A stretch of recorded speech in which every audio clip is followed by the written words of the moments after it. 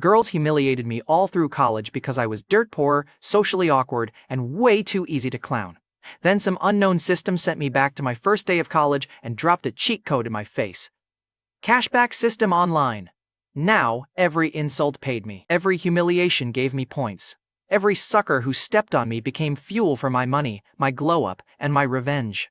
I was not back to be their broke little campus joke. I was back to get rich and collect revenge. But before I could collect from college, I need to explain why the system chose me in the first place. Mr. Sutter fired me before my lunch bag even warmed in the office fridge. He did it in the glass conference room at Meridian Analytics, the one where everyone could pretend not to stare. He slid a thin packet across the table, tapped the signature line twice, and said, "Nolan Reed, this is not a punishment. This is a correction." Cheap enough to call my life a correction, stamped onto a packet and pushed across a polished table. I looked through the glass wall and saw Drew Haskell standing near my old desk with my headset already around his neck. Drew smiled like the chair had grown for him. 2 months earlier, he had asked me how to format a client report. That morning, Mr. Sutter called him our future. Mr. Sutter leaned back and folded his hands. "Drew has momentum, clients like that." I said, "Clients like people who steal templates?" Mr. Sutter's smile tightened. "He heard me." So did Drew through the glass. "Good." Then Mr. Sutter turned the knife sideways. "Caitlin Shaw seems to think Drew has momentum too." My jaw did not move. My phone buzzed on the table before I could stop it. A public profile update filled the screen. Caitlin, standing beside Drew in front of a restaurant I had saved for months to take her to. Her hand sat on his arm like it had been there forever. The caption was worse than the picture. "New start, better energy."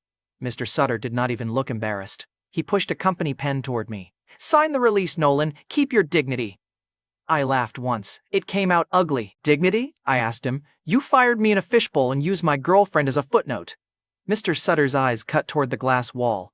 Drew had stopped pretending not to listen. 2 analysts near the printer froze with their cups halfway up. Mr. Sutter lowered his voice. "You are making this harder than it needs to be." "No," I said. "You made it cheap. I am making it accurate." Brave, for me. It changed nothing. Security did not drag me out. That would have been too dramatic. Meridian Analytics preferred quiet cruelty. My badge simply stopped opening doors. My inbox locked while I was still in the elevator. My final check hit my account before I reached the lobby, and it was small enough to feel like a joke with numbers. The lobby guard did not look at me when he took the badge. He had seen this ritual too many times. A worker leaves with a box, the company keeps the chair, and everyone pretends the building did not just eat another person. Drew came down before the elevator doors closed. He did not come to help. He held my coffee mug by the handle like it was evidence. "You forgot this," Drew said, loud enough for the guard to hear. "Mr. Sutter said I could use the client files you built. No hard feelings, right?" No hard feelings. That phrase is what cowards say when they are holding your wallet. I took the mug from him. It had a chip near the rim from the week Caitlin had thrown it into the sink during a fight about money. Drew's thumb sat right on that chip. I asked him, "Does Caitlin know you still need training wheels?" His smile twitched. "She knows I am moving forward." The guard suddenly found the marble floor interesting. Drew stepped closer. "You should try that sometime." I could have hit him with the mug. I imagined it. Clean arc. Ceramic crack. Coffee stain on his shirt. 10 seconds of justice and a lifetime of charges. Old me swallowed it for one ugly reason. I had no money left to buy consequences. Outside, Harbor City looked expensive in every direction. Men with clean shoes walked past me like failure had a smell. My lunch bag split at the handle, and the plastic fork inside bounced across the sidewalk. I bent to pick it up. A woman in heels stepped around me without slowing down. My old life fit inside that one movement. I was always bending. Everyone else was always stepping around. Caitlin called as I walked toward the subway. For one stupid second, I thought she might apologize. I answered. She did not say hello. She said, "Please do not make this embarrassing." I stopped at the top of the station stairs. Behind me, traffic screamed. Below me, the subway breathed hot air through the grates. I asked, "Was I embarrassing before or after Drew got my desk?" Caitlin sighed like I was the one wasting her time. "Drew is not afraid of wanting more. You keep waiting for life to notice how loyal you are." "Loyalty paid rent for 3 years, I said. "No," Caitlin said. "I paid patience for 3 years. There it was." The betrayal came as one clean little sentence. It turned every late shift, every skipped meal, every cheap birthday gift, and every next year will be better into trash. I said, "Congratulations on better energy." Then I hung up before she could pity me. The subway platform was packed. Suits, students, delivery bags, tired parents, all of them pressing toward the yellow line like the city had one throat and we were all trying to breathe through it. I stood near the edge because I had nowhere better to stand. A train screamed into the tunnel, then slowed with a metal whine. The lights flickered once, twice. My phone showed Caitlin's photo again. I should have deleted it.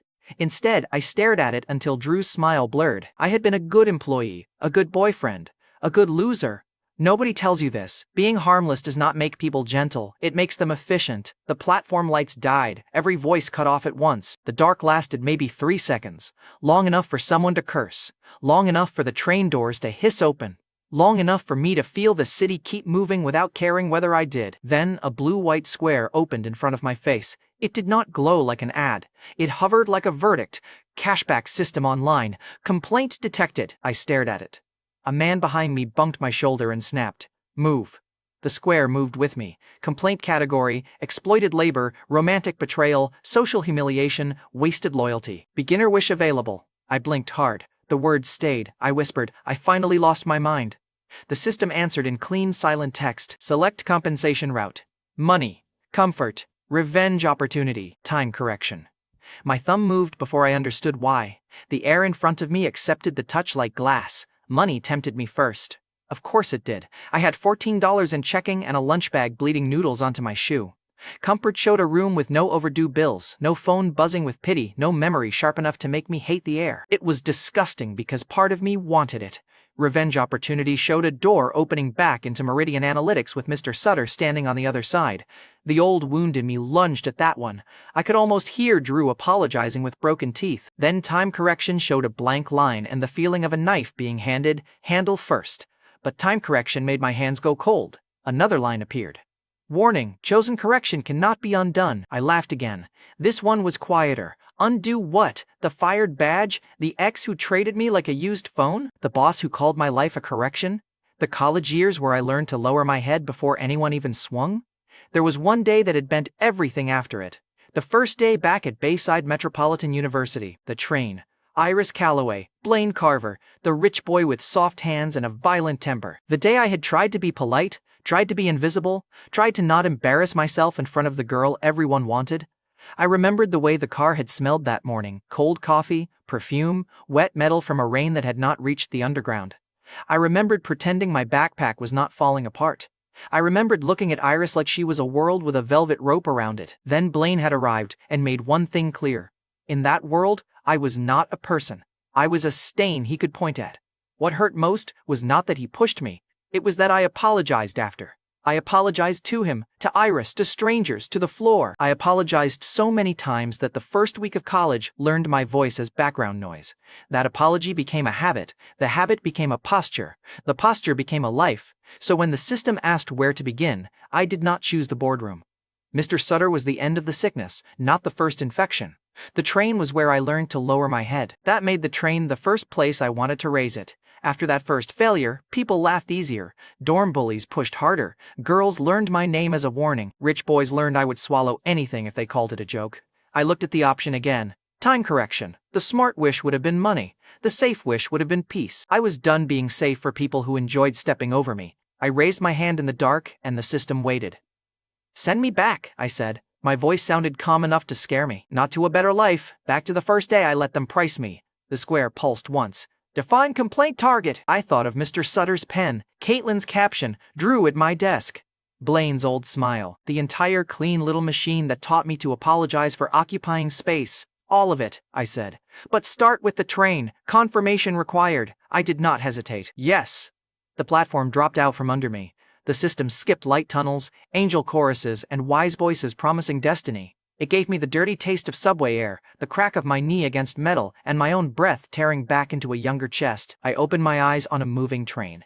For 1 second, I did not know where I was. The seats were narrower than I remembered. My hands looked wrong. No office calluses, no cheap watch tan, no swollen knuckles from years of punching walls I never dared punch in front of people.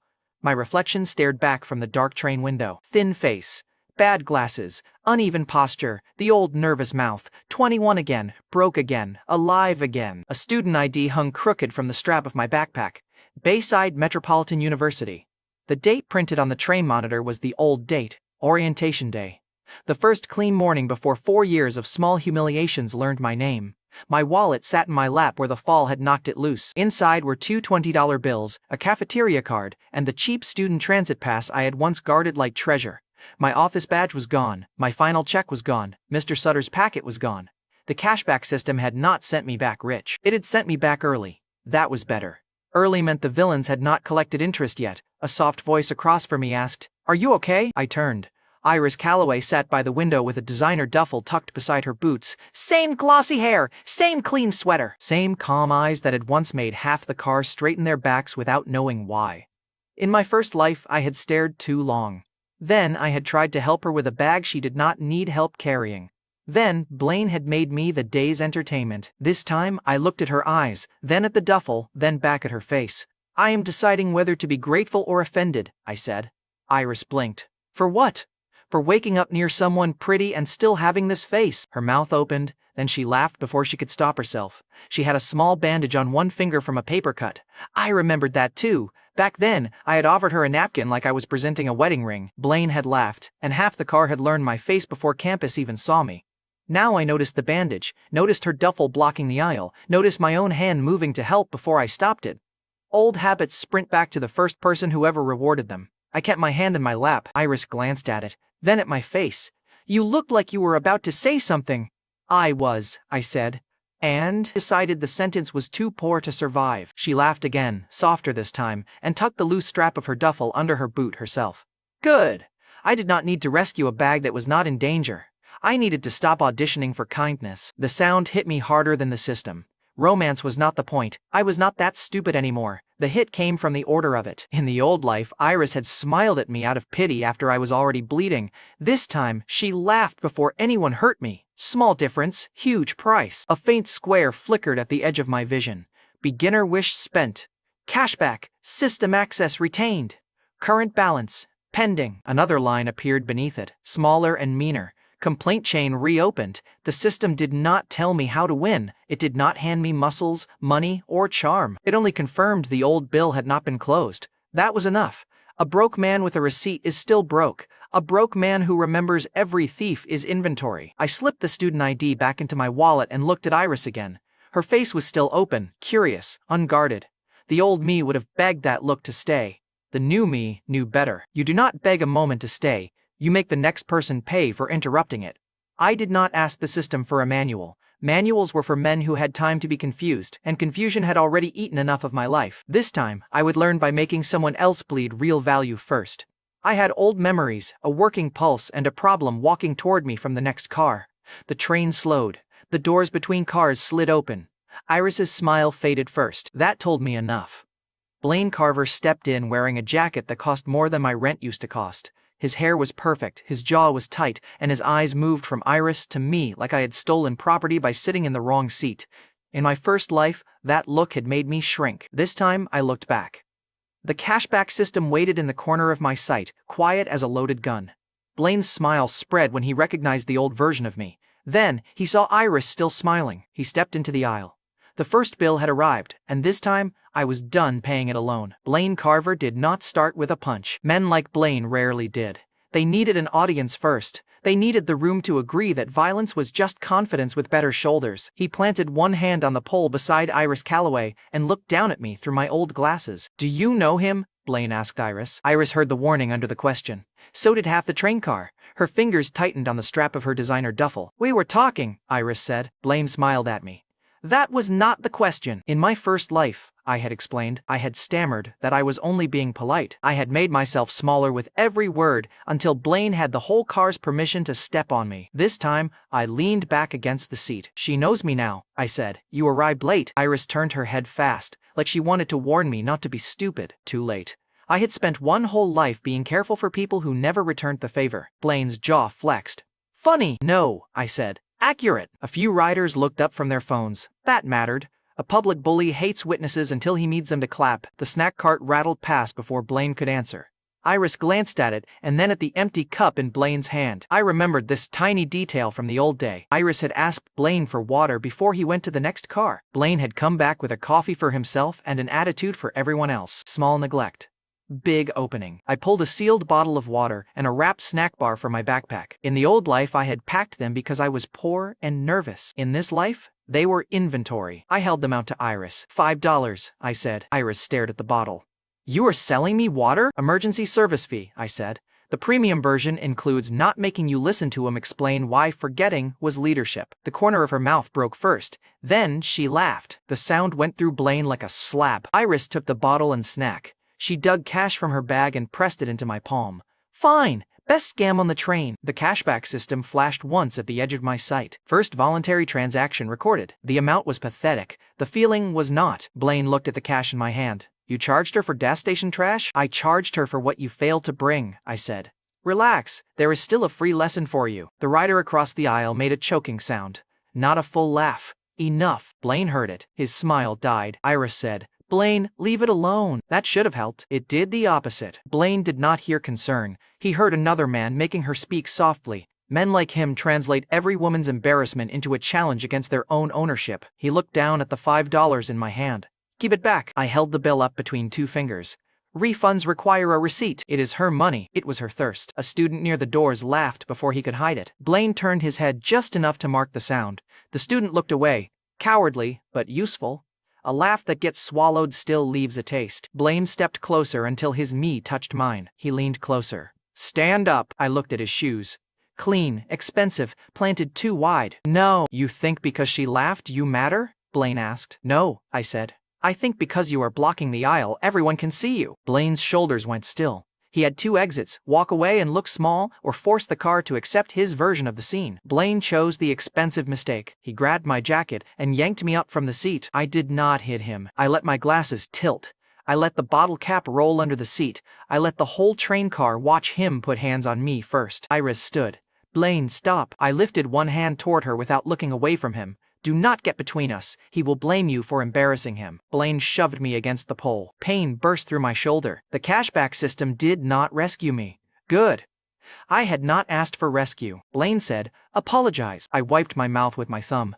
No blood yet. For the water or the truth? His first punch cracked across my cheek. My old instincts screamed at me to cover my head, apologize, and end the scene before it became the story everyone told at orientation. I let the instincts scream. Then I looked up at Iris through the crooked frames and said, do not worry, he is almost done making his point. Blaine heard the insult under the blood. He lifted me again. The conductor was still 2 cars away. The officer was still a station away. The riders were only brave in pieces. That was fine. Pieces were enough if I arranged them correctly. The train car went loud. I dropped hard into the seat, then slid to the floor. My ears rang. My old body was weak, and Blaine knew how to look strong in front of people who had never been hit for real. A woman near the doors shouted, Hey, he did not touch you! A man in work boots stepped forward and said, Back off him. That was the moment Blaine should have stopped. He did not. He looked at Iris, saw her fear pointed at me instead of admiration, pointed at him, and lost the last useful piece of his brain. He kicked my backpack aside and grabbed my collar again. I gave him my best old frightened face. It was not hard. The pain was real. The fear was useful. Blaine, Iris said, louder this time. Everyone is watching. Blaine snarled. Good. Then he hit me again. The second punch split my lip. The system flickered. Complaint severity increased. Witness count increased. I almost laughed with blood in my mouth. Blaine Carver had just become a ledger entry. The conductor came through the car with 2 riders behind him. The train was slowing into the next station. Blaine still had his fist raised when the doors opened, and a transit officer stepped in. The officer did not see a fight. He saw a rich-looking student standing over a skinny guy on the floor while Iris Calloway held a water bottle with shaking fingers. That picture did more work than any speech I could have made. The officer said, Hands where I can see them. Blaine snapped. He harassed my girlfriend. I spat blood into a napkin and looked at Iris. Iris's face went cold. He did not harass me, she said clearly, so the officer and the riders heard her. Blaine grabbed him first. Nolan told me to stay back. She used my name. In the old life, that would have made me blush like an idiot.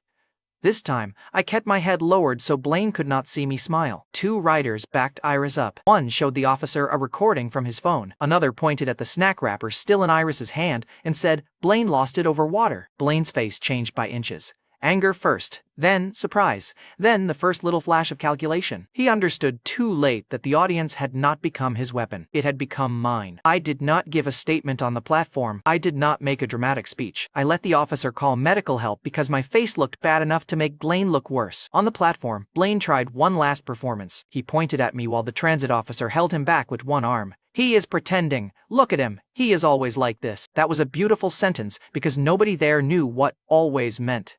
To them, Blaine sounded like a man inventing history because the present looked bad. I lifted my head just enough for the blood at my lip to show. The woman near the doors said, "He was sitting down when you grabbed him." The man in work boots added, "Rich kid lost his mind over a bottle of water." Blaine's face twisted. Iris heard both lines. So did the officer. So did Blaine. A public story had formed without my fingerprints on it. That was better than winning a fist fight. When the ambulance doors closed, Iris climbed in before anyone invited her. Blaine shouted her name from the platform. She did not turn around. That was the first thing he lost. Mercy Harbor Medical Center smelled like disinfectant and money. The front desk moved fast when Iris gave her family insurance card, but I stopped her before she could sign anything for me. "Do not pay," I said. Iris frowned. "You are hurt." "That is why he should pay." She stared at me for half a second.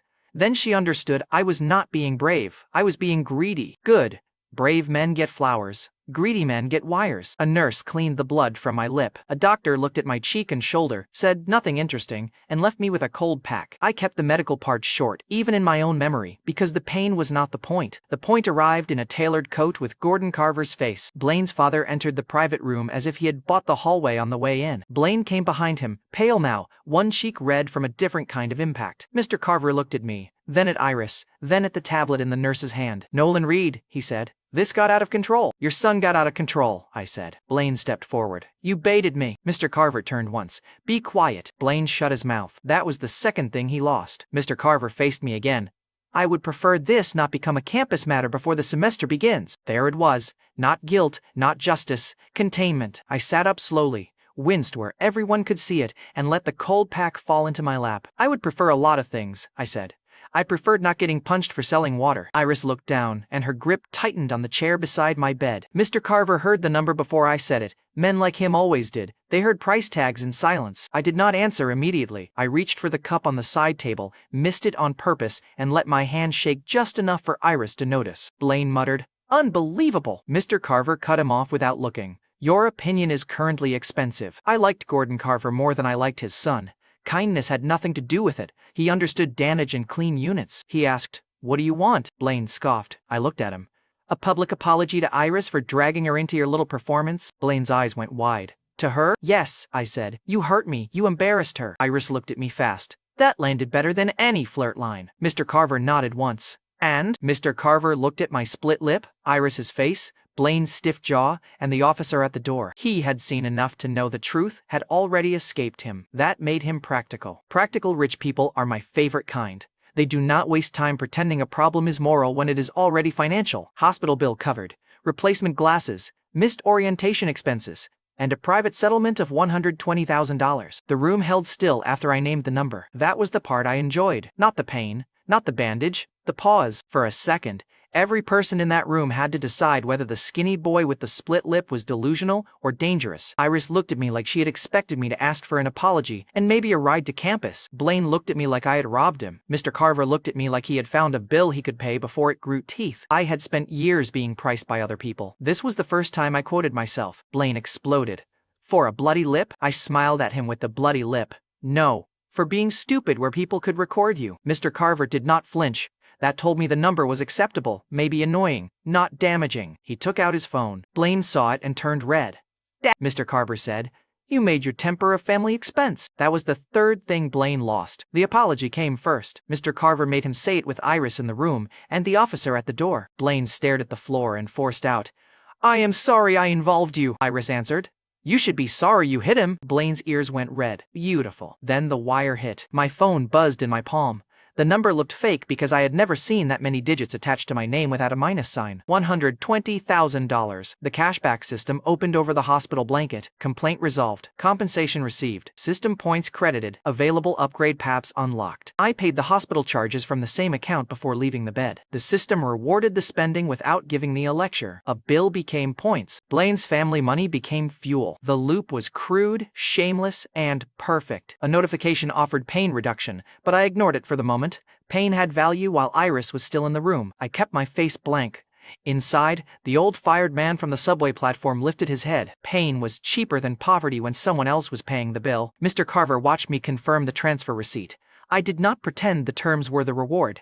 The receipt was just Blaine's arrogance with a dollar sign. Before they left, Blaine looked at Iris one more time. She had moved to my side of the bed. That was the fourth thing he lost. When the door closed behind Blaine and his father, the room changed temperature. Iris let out a breath and sat down hard in the chair. "You scared me," she said. I scared him more. "That is not funny." "It is a little funny." She tried not to smile. "Failed." Then she looked at my swollen cheek and frowned again. "Why did you not fight back?" she asked. I could have lied. I could have said I was too weak, or too noble, or too shocked. Instead, I said, "Because a punch from me would have been free." Iris stared at me. Iris did not laugh that time. She studied me like the train had been a test, and I had answered with a language she did not know yet. "You planned that?" she asked. "I planned to survive it." "You smiled after he hit you." "I was thinking about interest." She pressed her lips together. "You are either smarter than you look, or worse than you look." "Today?" I asked. "Both." That finally pulled the smile back out of her. I tapped the phone against the blanket. A punch from him had a father attached. For a second, she looked at me like she was seeing the wrong species. Then she laughed under her breath and shook her head. "You are terrible." "Recently improved," I said. She took my phone, typed in her number, and called herself so my contact showed on her screen. "I am saving this," Iris said. "If you disappear after making me watch that, I will be mad." "You are already mad." "I can be better at it." That line stayed with me longer than the bruise. At the door, Iris paused and looked back at me. "Do not use that money to do something stupid," she said. I looked at the system list glowing where only I could see it. Eyes, teeth, posture, skin, strength, tools. "I am going to do something very calculated," I said. "That sounds worse. It usually pays better." After she left, the room went quiet. The settlement money sat in my account. The system points sat in the corner of my vision. Blaine's apology still tasted better than the hospital ice water. I opened the upgrade screen. I expected one big button. Revenge stories always make the first prize look simple from the outside. The system was not that generous. Eyesight repair, dental correction, skin recovery, posture alignment, basic fitness correction, pain reduction, wardrobe cashback, device cashback. Each option had a cost. Each cost was rude. My old glasses lay cracked on the tray beside me. My tooth ached where Blaine's punch had snapped my jaw sideways. My back hunched from years of trying not to take up space. I had enough money to change my life. I did not have enough points to waste a single one. The system pulsed again. Recommended path. Visible correction before social return. I looked at the cracked glasses, then at my reflection in the dark hospital window. The old Nolan Reed stared back at me with blood on his lip and Blaine Carver's money in his account. I smiled, and it hurt. "Fine," I whispered. "Make him expensive." The first repair option opened. Somewhere across Harbor City, Blaine was probably explaining how none of this was his fault. I hoped he kept talking. Men like him got cheaper when they stayed silent. They got expensive when they defended themselves. Second lesson. Money came quick. Status cost more. The points burned faster than I liked. The first thing I bought was not revenge. It was eyesight. The cashback system took the points, and the world snapped into focus so hard I gripped the hospital sink. The cracked mirror over the basin showed every bruise Blaine Carver had paid for, but behind the swelling, the old blur was gone. No thick glasses, no squint, no watery shame from pretending I could see the board while people laughed behind me. I leaned closer. The system offered dental correction next. I accepted. Pain shot through my jaw like somebody had dragged a wire through my teeth. I slapped one hand over my mouth and breathed through it. 5 seconds later, the uneven front tooth that had made me hide my smile since high school sat straight. That one almost made me angry. The pain was not what made me angry. The easy fix was. Skin recovery cleaned the old stress dullness from my face. Posture alignment forced my shoulders back until my spine felt like it had been insulted into working. Basic fitness correction did not turn me into a movie hero. It gave me enough muscle under the cheap shirt that I no longer looked apologetic from across a room. The system kept offering more. I stopped before greed made me stupid. The balance had already dropped lower than I liked. Blaine had funded my comeback, but even his father's wire was not bottomless once the cashback system started charging for the body I should have had years ago. I bought pain reduction last. Not all of it, just enough to walk without looking broken. Then I took the cracked glasses from the tray and folded them into my pocket. Souvenir. I did one more thing before leaving the hospital. I threw the old prescription lenses into the trash and kept only the bent frames. The frames had no practical value on purpose. I wanted a piece of the old weakness small enough to fit in my pocket and sharp enough to remind me what people had been laughing at. Then I checked out with my back straight. The front desk nurse asked if someone was picking me up. I said, "Someone already paid for the ride." She thought I meant a car. I meant Blaine. A nurse passed the open bathroom door and paused. She had seen me come in with a swollen face, bad posture, and a scared student's body. Now she stared long enough to make the silence obvious. "Do you need help?" she asked. "No," I said. "I finally got some." She did not know what that meant. Good. By noon, I had paid the bill, bought a new phone, and walked out of Mercy Harbor Medical Center wearing the same cheap clothes on a completely different frame. The campus shop gave me the next useful reaction. I walked in wearing a wrinkled shirt and hospital discharge papers folded in my back pocket. The clerk barely looked up.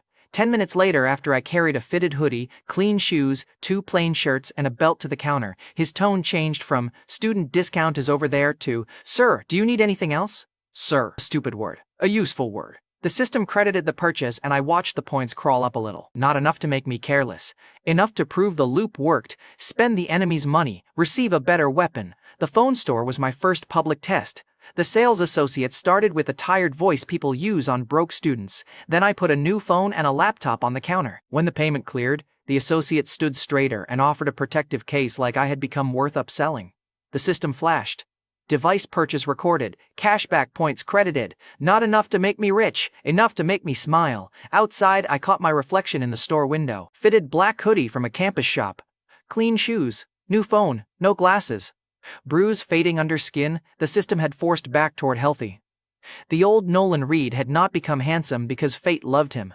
He had become expensive because Blaine Carver lost his temper in public. I respected that kind of beauty. I did not go home to admire myself. I went straight to Bayside Metropolitan University. In my first life, I had arrived late, sweaty, and scared.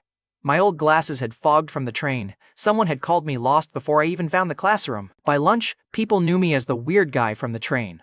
By dinner, Rocco Flynn had taken my bed. This time, I walked through the main campus entrance with Blaine's money in my account and a hammer in my bag. 2 students by the entrance looked at me, then at the hospital band still around my wrist. One of them asked, "Are you on a team?" I said, "Today? Recovery." They laughed, but they moved aside. In my first life, people had moved around me because I was in the way. This time, they moved because they were not sure what I was. That uncertainty was a better welcome than applause. The hammer was not symbolic. It was a hammer. The classroom door opened during roll call. 20 faces turned. The professor stopped reading from the roster. "You are late." "I was at the hospital," I said. That got attention. The professor looked at the fading bruise on my cheek, then at the roster. "Name? Nolan Reed." A rustle moved through the room. Not recognition. Recalculation. A boy in the second row whispered, "That is the train guy?" Another answered, "No way! The train guy had glasses." I heard both. I let them keep whispering. Confusion was useful. It meant the old rumor had reached campus before my new face did, and now the 2 versions did not match. Talia Burke looked up first from the front row. She had the kind of smile that checked your shoes before your face. Her eyes moved from my new phone to my shoulders, then back to my face. "Hospital?" Talia asked before the professor could stop her. "That sounds dramatic." "It was profitable," I said. Trevor Baines snorted from the front. "Profitable hospital visit, that is new." The professor warned him by name. Trevor lifted both hands like he was innocent. "Just trying to understand the economy." I looked at him for the first time. "Start with supply and demand," I said. There was a large supply of arrogance on the train. I created demand for consequences. The room laughed harder than the joke deserved. Trevor did not. Useful too. A few students laughed. Sasha Wynn, sitting 2 seats behind Talia, covered her mouth and failed to hide her smile. She looked softer than Talia, less hungry. But she watched me just as carefully. Mila Vance did not smile. Mila sat near the aisle with a neat binder, a class list, and the expression of someone who believed disorder was a personal attack. She looked at me, then at the empty seat, then at the professor like she wanted permission to put the day back in a box. The professor pointed to the back. "Sit down, Mr. Reed. Catch up after class." I walked past 3 empty seats and took one near the window. Talia turned halfway around. So, Nolan Reed, are you always this calm after hospital visits? No, I said, sometimes I bill people first. Sasha laughed out loud that time. Mila's pen stopped moving. Mila's irritation was the first campus reaction I trusted. Talia's interest could lie. Sasha's smile could soften. Mila's irritation was cleaner. Proud people hate it when the room turns without their permission. After class, Mila approached my desk before Talia could get there. She held out the class list. Phone number. Everyone is in the class thread. Her voice was clear enough for every nearby student to hear. The line was ordinary. The position was not. Mila had planted herself between me and the girls already circling. I took the pen from her hand. You always collect men this aggressively? I asked. Mila's eyes sharpened. I collect information. Men are usually less useful. Talia made a small sound behind her. Sasha whispered, "That was cold." Mila did not look back. I wrote my number slowly and handed the pen back. Then try not to waste mine. Mila looked at the number, then at the new phone. Expensive device for someone who claims hospital profit, Mila said. I did not claim poverty. You implied it. No, I said. People hear what makes them comfortable. Talia leaned closer to Sasha and whispered loudly enough to be heard, "He is either rich or insane." I said, "Those are not enemies." Sasha laughed again. Mila's mouth tightened, and that tiny loss of control fed the whole circle. For half a second, Mila had no answer. That half second did more for my reputation than any introduction could have. Talia slid in from the side as Mila stepped back. You are bold for a guy who just got here. It was worse when I was poor, I said. Talia's eyes brightened at the word poor because she was trying to decide whether I meant it as history or bait. Sasha glanced at the bruise on my cheek. Are you actually okay? That question was different. No angle, no class list, no price check? I looked at her and said, better than the guy who paid for it. Now the boys were listening too. I saw Trevor Baines near the front, leaning against a desk like the furniture owed him rent. Trevor had the clean campus rich boy costume down, watch, jacket, lazy stare. In my first life he had not needed to bully me directly. He had just laughed in the right places and let smaller men do it for him. Now he watched Talia and Sasha talk to me, and his mouth flattened. Good.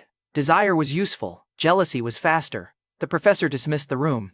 I left before the circle could turn into a question parade. Too much attention. Too soon made people sloppy. I wanted them curious, not comfortable. My dorm assignment had not changed. Same building. Same hallway. Same smell of detergent, old pizza, and boys pretending they were men because no one made them clean. In my first life, I had asked the housing desk if I could switch rooms after Rocco Flynn dumped my bag on the floor. The desk had told me to work it out. So this time, I brought tools. The first life memory was waiting for me when I touched the door handle. Rocco throwing my suitcase into the hall, the other roommates laughing when my toothbrush rolled under the dresser. Me sleeping on the floor with my jacket folded under my neck because I thought complaining would make me look weak. The next morning my back had hurt so much I could barely sit through class. Rocco had told everyone I chose the floor because I was low maintenance. That nickname lasted a month. I stood outside the same door in the new life and felt the old apology rise in my throat like bile. Then I reached into my bag and touched the hammer handle. The apology went back down. Rocco was already on my bed when I opened the door. He had boots on the blanket and one arm behind his head. Two other roommates stood near the closet, watching for entertainment. I did not know their names then, and I never needed to. They were the kind of background men who laughed only when the biggest idiot laughed first. Rocco looked me over. He did not recognize the body, but he recognized the shape of an opportunity. New guy, he said. Lower bunk is mine. You can take the desk until we find you floor space. I set my bag down. That is my bed. Rocco smiled. Was.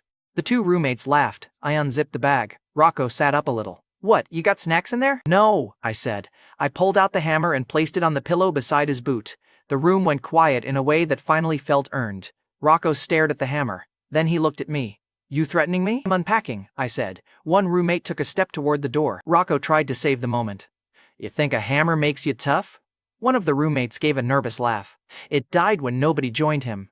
Rocco looked at the door, then at me, calculating whether he could still make this a joke. Campus security would love this, he said. Then call them, I said. Tell them you stole a bed and got scared of hardware. The roommate closest to the closet whispered, Rocco, just get up. That whisper did what my words could not. It told Rocco his audience had changed sides before the fight even started. No, I said. I think asking once makes me polite. His eyes moved to my bruised cheek, then to my shoulders, then back to the hammer. I let him count the situation. Big men love math when the number is in their favor. They hate it when the equation changes. Rocco swung his boots off the bed. Whatever, he muttered. Bad mattress anyway. He stood and walked toward the door like leaving had been his idea. The other roommates followed too quickly. I said, "You forgot your pillow." Rocco stopped. The pillow was still on my bed. He looked at the hammer again, grabbed the pillow with 2 fingers, and left without another word. For the first time, a dorm room felt like mine. I shut the door, locked it, and let myself breathe. Not long. Rest is where old habits try to crawl back in. My phone buzzed with a class thread message before I finished unpacking. Mila had added me. Talia had already sent a waving emoji. Sasha had asked if I needed notes. The boys had sent nothing, which meant they were talking somewhere else. The cashback system flashed faintly. Social status shift detected. Minor points credited. I laughed. Even the system knew humiliation was a currency. The class thread turned vicious before breakfast. Nobody wrote my name at first. They wrote around me, the hospital, the missing glasses, the hammer on the bed. Then Talia posted, "Does Nolan take coffee?" asking for public safety. Sasha answered, "He probably takes notes too since he missed part of class." Mila replied with one clean line, "This thread is for academic use." Talia sent a laughing emoji anyway. I read the messages while sitting on the edge of the bed Rocco had surrendered. The hammer lay beside my folded clothes, the cracked glasses sat on the desk. 3 objects, 3 versions of me. The old loser in the frames, the new warning on the pillow, the phone in my hand, buzzing because people who had ignored me once were now doing free advertising. I typed nothing. Silence makes rumors work harder. By the next morning, the rumor had grown legs. The hospital, the vanished glasses, Rocco leaving his own room. Someone in the thread called me campus shark and nobody corrected it. I walked into class with coffee I did not need and sat down like the room had been saving the chair. Talia looked pleased to see me. Sasha looked relieved. Mila looked annoyed that both of them looked at me at all. The professor had not arrived yet, which meant the room belonged to whoever spoke first. Trevor understood that kind of empty space. He had used it well in my first life, filling silence with expensive little comments until everyone accepted him as the default authority. This time, I watched him wind himself up. The professor came in a minute later, opened the lecture, and turned to the board. Trevor Baines waited for that exact second, then he leaned back in his chair and made sure his voice carried. "Careful, Reed," Trevor said. "A cheap glow-up does not make you important around people with real family property." The room tilted toward him. The old Nolan would have swallowed it. He would have laughed along because laughing with the knife feels safer than admitting where it went in. This time, I did not even blink. I looked at Trevor's watch, then at his smile, and remembered exactly which building lobby his family liked to pose in. I said nothing yet. Some men need to finish bragging before you cut the price tag off them. Trevor had just opened his mouth wide enough for the receipt, and I already knew the humiliating total down to the last ugly dollar. Trevor Baines thought family property was a throne. First mistake. His second mistake was saying it loudly while I was still angry from the night before. The professor had turned to the board. The room had leaned toward Trevor like he had paid rent on the air. Talia Burke smiled because rich boys were always at least interesting until proven broke. Sasha Wynn looked uncomfortable but curious. Mila Vance kept her pen still over her notes, pretending she was above the whole thing while listening harder than anyone. Trevor leaned back and said, "Careful, Reed. A cheap glow-up does not make you important around people with real family property." I looked at his watch again. Then I asked, "Which property?" That one question took the smile off him for half a second. He recovered fast. Trevor had survived on confidence longer than some people survived on food. He laughed. "You want the list?" "No," I said. "I want you to pick the lie you like best." The room went quiet. Talia turned all the way around in her seat. Sasha's eyes widened. Mila finally looked up from her binder. Trevor's face hardened. "My family owns half of Harbor City. 8 apartments," I said. The number landed so cleanly that nobody laughed at first. Trevor blinked. I kept my voice lazy. 8 apartments split across relatives, 2 mortgages still biting your family in the ankle, 1 lobby downtown where you keep taking photos like the marble belongs to you. A boy near the window coughed into his sleeve. It sounded suspiciously like a laugh. Trevor sat forward. "You do not know anything about my family. I know your uncle owns 3 of them and hates when your father calls them family holdings," I said. "I know your aunt paid the tax bill on the 4th because your father was waiting for a tenant who stopped paying. I know the lobby you post is not even residential. It is the front of a building where your family has 1 unit and a very enthusiastic camera angle." Now the room laughed in the dangerous way that tells a man his crown has become a party hat. Trevor's ears went red before his mouth caught up. "You stalked me? You bragged," I said. I listened. Almost true. In my first life, Trevor had gotten drunk during senior year and cried into a plastic cup about those same 8 apartments. He had called them an empire until a real investor's son corrected him in front of 2 girls. Trevor had never forgiven the correction. He had spent the rest of that party insulting everyone poorer than him because the rich had already laughed. Old life memory was a receipt I had already paid for. Trevor tried to stand. Say that again? The professor turned around. Mr. Baines. Trevor froze because authority had finally noticed him. I did not stand. Standing would have made it a fight. Sitting made it worse. I said, 8 apartments, 2 mortgages, 1 borrowed lobby. Talia made a tiny sound like she had just watched a handbag turn fake in public. Sasha covered her mouth, but her eyes gave her away. Mila's pen moved again. She wrote something small in the corner of her page, then crossed it out when she saw me looking. Trevor pointed at me. You think knowing gossip makes you somebody? No, I said. Knowing when to stop talking would make you somebody. You should try it. The professor said, enough. Trevor sat down because he had no better option. Cruel part, he had invited the room to measure us, and now the whole room was holding a ruler against him. The lecture restarted, but nobody really returned to it. People watched Trevor's shoulders. They watched Talia stop looking at his watch. They watched Sasha sneak another glance at me like she was checking whether I was done being dangerous. Mila watched differently. She was not impressed in the soft way. Mila looked irritated that I had solved a social problem with one sharp number instead of procedure, rank, or permission. Proud people like rules until someone else breaks the room better than they enforce it. When class ended, Trevor moved first. He blocked the aisle near my desk. His smile was back, thinner now. You got lucky with a rumor. You got unlucky with the truth. Talia laughed before she could stop herself. Trevor's eyes cut toward her. That hurt him more than my line did. Talia was not loyal to money. She was loyal to the smell of it. The moment his rich boy scent turned cheap, she stepped back without moving her feet. Trevor said, Careful, campus shark. Harbor City is small when families start talking. I stood up. He was not short, but he still looked smaller when I stopped letting him tower over a desk. Then tell your family, I said. Start with the aunt paying the tax bill. She sounds organized. The students near us broke. The laugh spread down the aisle quick and ugly. Trevor's jaw worked once. He wanted to swing. I could see it. But Blaine Carver had taught me a useful lesson on the train. Rich boys like violence only when they believe the room will edit the story for them. Trevor had just lost the editor. Mila stepped between us with her binder against her chest. Move! Trevor said. Mila did not. She looked at him first. If you start something in class, it becomes the whole department's entertainment by dinner. Then she looked at me. And you, stop treating the class like a betting table.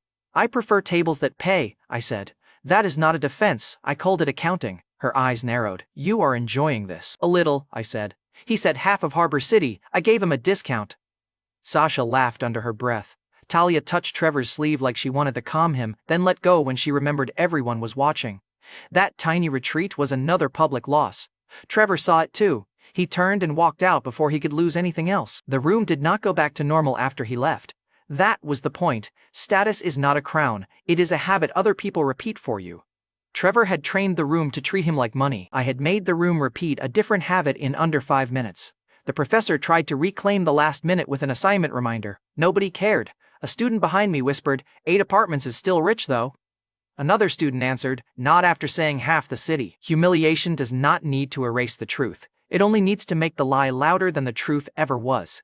Trevor still had more than most students. He still had clean shoes, family help, and a watch he touched whenever he needed courage. But he had sold himself as untouchable, and I had put a discount sticker on him in public. Mila heard the whispers and tapped her pen once against the binder. This is why rumors get stupid, she said. No, I said. This is why people should price themselves accurately. She looked at me like she wanted to argue and hated that the sentence had a receipt attached. Talia leaned over Sasha's desk. For the record, if my family had 8 apartments, I would absolutely lie upward. Sasha said, that is not a good thing. It is an honest bad thing. Mila closed her binder harder than necessary. You 3 are exhausting. You counted yourself in that group, I said. Her eyes snapped to mine. Too late. The room caught it. Not enough for a full laugh, enough for a new line in the invisible ledger. Mila Vance had accidentally stood inside the circle she was pretending to supervise. By lunch, the class thread had already mutated. Someone wrote, 8 apartments is still more than my family has. Someone else answered, 2 mortgages and 1 borrowed lobby though. Talia sent, please stop. I am trying not to laugh in public. Mila posted, this thread is not for gossip. Then Sasha wrote, technically it started during class discussion. I stared at that line and smiled. Soft girls are dangerous when they learn timing. The cashback system flickered at the edge of my vision while I walked across campus. Public status shift detected, minor points credited. I almost laughed in the open. Even the system understood Trevor had paid something. Not money yet. Pride, attention, girl interest. The softer currencies spend better than people admit. Talia caught up near the courtyard, walking fast enough to look accidental. So, she said, are you secretly in real estate? No. Then how did you know? Trevor talks like a man who has never paid a bill, I said. Those men always exaggerate upward. Talia studied me. That is not an answer. It is the only free one. She smiled at that. Talia liked locked doors because she assumed the room behind them had something expensive inside. Sasha came up beside her with a notebook pressed to her chest. You probably should be careful. Trevor looked really angry. He looked poor, Talia said. Sasha gave her a look. Talia shrugged. Emotionally poor. Mila walked past us as if she had not been listening from 3 steps away. Mila, Talia called. Coffee? Mila did not stop. No, Sasha said. We were going anyway. Mila stopped. That 1 second told me more than her answer. She did not want coffee. She wanted to know why the room kept bending toward me. So I said, I am buying! Talia turned bright. Sasha smiled. Mila looked offended by the entire economic structure of the sentence. I can buy my own coffee, Mila said. Good, I said. Then you can buy mine. Talia laughed so hard she had to grab Sasha's arm. Mila stared at me. You are unbelievable. I have been called worse by people with better property. That got her, not a smile. Worse. The corner of her mouth almost moved, and she hated herself for it. We ended up at the campus cafe because Mila wanted to prove she had not followed us, which meant she followed us with extra posture. The cafe was full enough to be useful. Students with laptops, a cashier pretending not to listen, 2 athletes near the window, a man in a black jacket at the counter who kept looking at Sasha like he had mistaken politeness for permission. I noticed him because Sasha noticed him first. She moved closer to Talia. Mila saw it too. Her face cooled. The man stepped into their path when they reached the pickup counter. You girls from Bayside? He asked. Mila said, move, clear, sharp, wrong audience. The man smiled. I asked a friendly question. And she gave you useful advice, I said from behind him. He turned and looked me over. He saw the bruise fading on my face. He saw the new clothes. He saw 3 girls behind him and decided I had something he wanted to take down in front of them. Men like that are painfully easy to read because they think everyone else is. He said, this your little fan club? Talia's smile disappeared. Sasha looked at the floor. Mila said, do not answer him. I answered anyway. No, I charge more for clubs. The man reached past me towards Sasha's cup. Relax, I am joking. His fingers touched Sasha's wrist. I moved before he finished the word. 1 hand on his wrist, 1 turn. Practical pressure in the direction his joint hated most. His knees bent fast. The cup hit the counter, coffee sloshing over the lid. He hissed, let go, move, I said. Mila had said the same word a minute earlier. The difference was that now his body believed it. The athletes near the window stood halfway up, not to help him, to see if this was worth filming. I lowered my voice. You touched her because you thought the cafe would protect you from consequences. It will not. The man tried to twist free. I added half an inch of pressure. His face went pale. Okay, he snapped. Okay. I let go. He backed up, rubbing his wrist, trying to turn retreat into anger. You are crazy. Cheap word, I said. Try grateful. Your wrist still works. The cashier made a sound behind the register. It might have been a laugh. It might have been fear. Either was fine. The man left without his drink. The cafe released a breath. Sasha whispered, thank you. Her voice mattered. It changed the scene from violence to rescue. Talia looked at me like she had just discovered a price tag she could not afford, but wanted to touch anyway. Mila did not thank me. She stared at my hand. You knew exactly where to press, she said. Wrists are honest, I said. That is a disturbing sentence. You asked. Mila looked at Sasha, then at the door where the man had vanished. Her expression shifted once, relief, buried under pride so fast another person might have missed it. I did not miss it. The cashback system flashed again when I paid for the coffees. Protector action recorded. Private line perk available. I stopped with my card still in the reader. The cashier said, Sir? Sorry, I said. Bad habit. I like reading receipts. Talia leaned close. That is the worst rich boy excuse I have ever heard. I am new, I said. The system prompt stayed in the corner of my vision. Private line, a privacy perk. A hidden channel, one-time routing shield for contact through an existing public identity. The system gave rewards like that when money was only half the payment. Trevor had paid with status. The man in the cafe had paid with fear. Sasha had paid with gratitude. Mila had paid with attention she did not want to admit she had spent. I accepted the perk while Talia argued with Sasha about whether my coffee order was boring. The interface opened a narrow prompt. Target public identity. I already knew which door I wanted to knock on. Mila Vance had been class rep in my first life too. Cold. Precise. Untouchable unless you knew where she hid the heat. Years later, after college had already chewed me up, I had found an online serial under the name Ms. Voltage. Same clipped insults. Same obsession with crowned women who wanted control but secretly hated being watched. Same favorite phrase Mila had once used in class when she thought nobody remembered it. Back then, knowing it had done nothing for me. Knowledge without nerve is just trivia. Now the system gave me a private door, and I finally had nerve. I did not search for long. I did not need to. The private line found the public author page and asked for a message. Mila sat across the cafe from me, pretending to review notes while watching my reflection in the window. I typed one sentence to Ms. Voltage.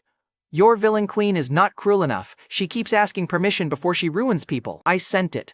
Across the table, Mila's phone buzzed. She glanced down. Her face did not change much. Mila had excellent control, but her hand stopped over the screen. That was enough. Talia was talking about the pier. Sasha was asking if everyone wanted to go on the weekend. Mila's phone buzzed again with my second message. Also, her crown should feel like a leash only if she chooses who holds it. Mila looked up sharply. Not at her phone. At me. I sipped my coffee and said nothing. She did not know. Not fully. Not yet. But the proud class rep had just felt a stranger touch the locked room under her public face. 10 minutes later, after Talia and Sasha started walking ahead, Mila slowed beside me outside the cafe. Do you write? She asked. Texts, threats, receipts. That is not what I meant. Then ask better. Her eyes searched my face. You talk like someone who thinks he knows people. People keep explaining themselves at high volume. And you keep pretending that is enough, I smiled. Pretending is your department, class rep. That line hit too close. Mila's phone buzzed in her hand. She looked at the screen. Ms. Voltage had answered. I did not need to see it. The private line copied the reply into my system view. Why does your feedback sound like you know me in real life? Mila's fingers tightened around the phone. Trevor's borrowed lobby had made me dangerous in public. Mila's secret page made me dangerous in private.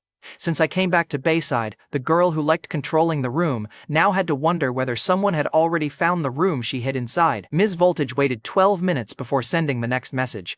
Mila Vance waited 12 minutes before pretending not to care. The hook had gone in. The next morning, she arrived in class with the same neat binder, the same cold face, and a phone-turned screen down beside her notebook. Every time it buzzed, her pen pressed harder into the page. Talia Burke noticed the phone first. Of course she did. Talia noticed secrets the way some people notice perfume. Popular today? Talia asked Mila. Mila did not look up. Unlike some people, I use my phone for work. Talia smiled.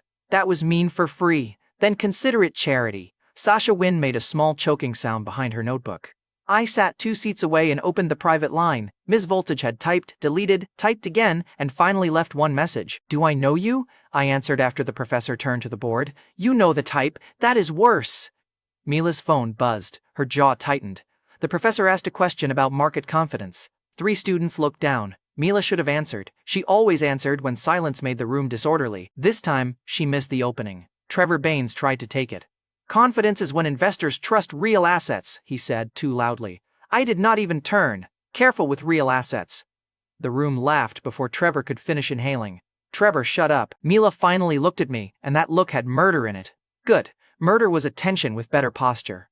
After class, Sasha invited everyone to Harbor Pier that weekend. She did it softly, like she expected the invitation to be rejected and wanted to give the world a head start. Talia agreed before Sasha finished speaking. Pier food, ocean wind, and Nolan buying things. I support community bonding. I did not say I was buying, I said. Talia pointed at me. You implied disposable income. People hear what makes them comfortable. Mila closed her binder. I am busy. Her phone buzzed again. She looked down before she could stop herself. I sent one more line to Ms. Voltage. If your queen never leaves the castle, the reader stops believing she can bleed. Mila read it. Then she said, Fine, 1 hour at Harbor Pier. Talia's smile turned sharp. That was easy, Mila said. I changed my mind. Sasha looked pleased. Great, we can go after lunch.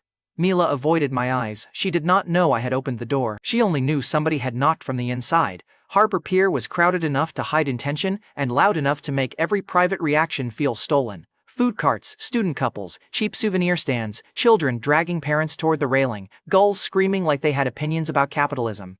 The place smelled like salt, fried dough, and bad financial choices. In my first life, I had hated places like that because they sold little proofs of affection.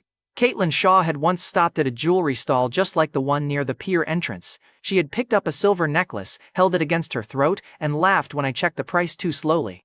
You do not have to buy it, she had said. So I bought it. Old Nolan heard Mercy in a test and paid to fail slower. Caitlin wore that necklace once. Later, in the photo with Drew Haskell, I saw a different chain on her neck and understood how cheap my sacrifice had looked from outside. This time, I stopped at a stall because I wanted to. Talia drifted closer at once. Oh, she said, this is suddenly romantic. It is suddenly metal. Sasha smiled at a rack of charms. These are cute. Mila stood 3 steps back with her arms crossed. We came here for food, not trinkets. Trinkets survive longer than most promises, I said. That shut her up. I picked up a small silver bookmark charm shaped like a narrow blade with a tiny crown at the top. Cheap enough to keep me honest, specific enough to make Talia wonder where it was going, and Mila uncomfortable. The vendor said, "Gift box." "No," I said. "If I box it, people start believing they are owed an ending." Talia laughed. "Who are you buying it for?" "A woman who understands villains." Sasha blinked. "That is either very sweet or very worrying." "Correct," I said. Mila's eyes moved to the crown on the charm. "Just once." Then she looked away like the metal had insulted her. "I paid." The cashback system gave me a small credit. The number barely mattered. The reaction did. Talia tried to touch the charm. I lifted it out of reach. "So not for me," she said. "You recover quickly." "I recover expensively." Sasha laughed. Mila did not. We ate fried dough near the railing. Talia stole bites from everyone. Sasha fed a piece to a bird and apologized when Talia accused her of rewarding theft. Mila pretended she was above peer food, then ate half the container when she thought nobody was counting. I counted because proud people tell the truth with their hands before their mouths agree. The silver bookmark charm stayed in my pocket. That bothered them more than if I had given it away. Talia kept circling back to it between bites. "So the woman who understands villains, is she real?" Painfully. "Do I know her?" "You know everyone when they look expensive enough." Talia accepted that as a compliment because greed has excellent self-esteem. Sasha glanced toward Mila. "Maybe it is for a book." Mila's head turned a little too quickly. "Why would you say that?" Sasha shrugged. "It is a bookmark, a charm," Mila said. "A bookmark charm," Sasha said, gentle but stubborn. Mila looked annoyed that the correction had trapped her into proving she had looked at it closely. I took the charm out and let it rest across my fingers. The tiny crown caught the pier light. "A queen can use it to mark the page where she stops forgiving people," I said. Mila's eyes went to the crown again. Talia leaned in. "That is weirdly specific." "Specific sells. Are you flirting with someone in front of us or insulting all of us at once? Efficient men combine errands." Talia laughed. Sasha turned pink. Mila looked away, but her phone was already in her hand. Third useful reaction of the afternoon. The first was Talia's greed. The second was Sasha's innocent guess. The third was Mila checking a screen she claimed had nothing to do with us. I did not need to force the secret. I only needed to place the same symbol in 2 worlds and watch which woman flinched in both. The private line buzzed while Talia was arguing that rich men should be legally required to buy dessert. Ms. Voltage had sent a longer message. "My villain queen is supposed to be feared, but readers keep calling her cold. I need tension that feels personal without making her weak." I looked at Mila across the table. She was wiping sugar from her thumb, annoyed at the world for making sweetness practical. I answered Ms. Voltage. "Give her an object she would hate in public but understand in private, then let the wrong person see it." Mila's phone buzzed. Her eyes flicked down. She read. Her face went still. Then she typed under the table. "What kind of object?" I should have been careful right then. I was careful, just not kind.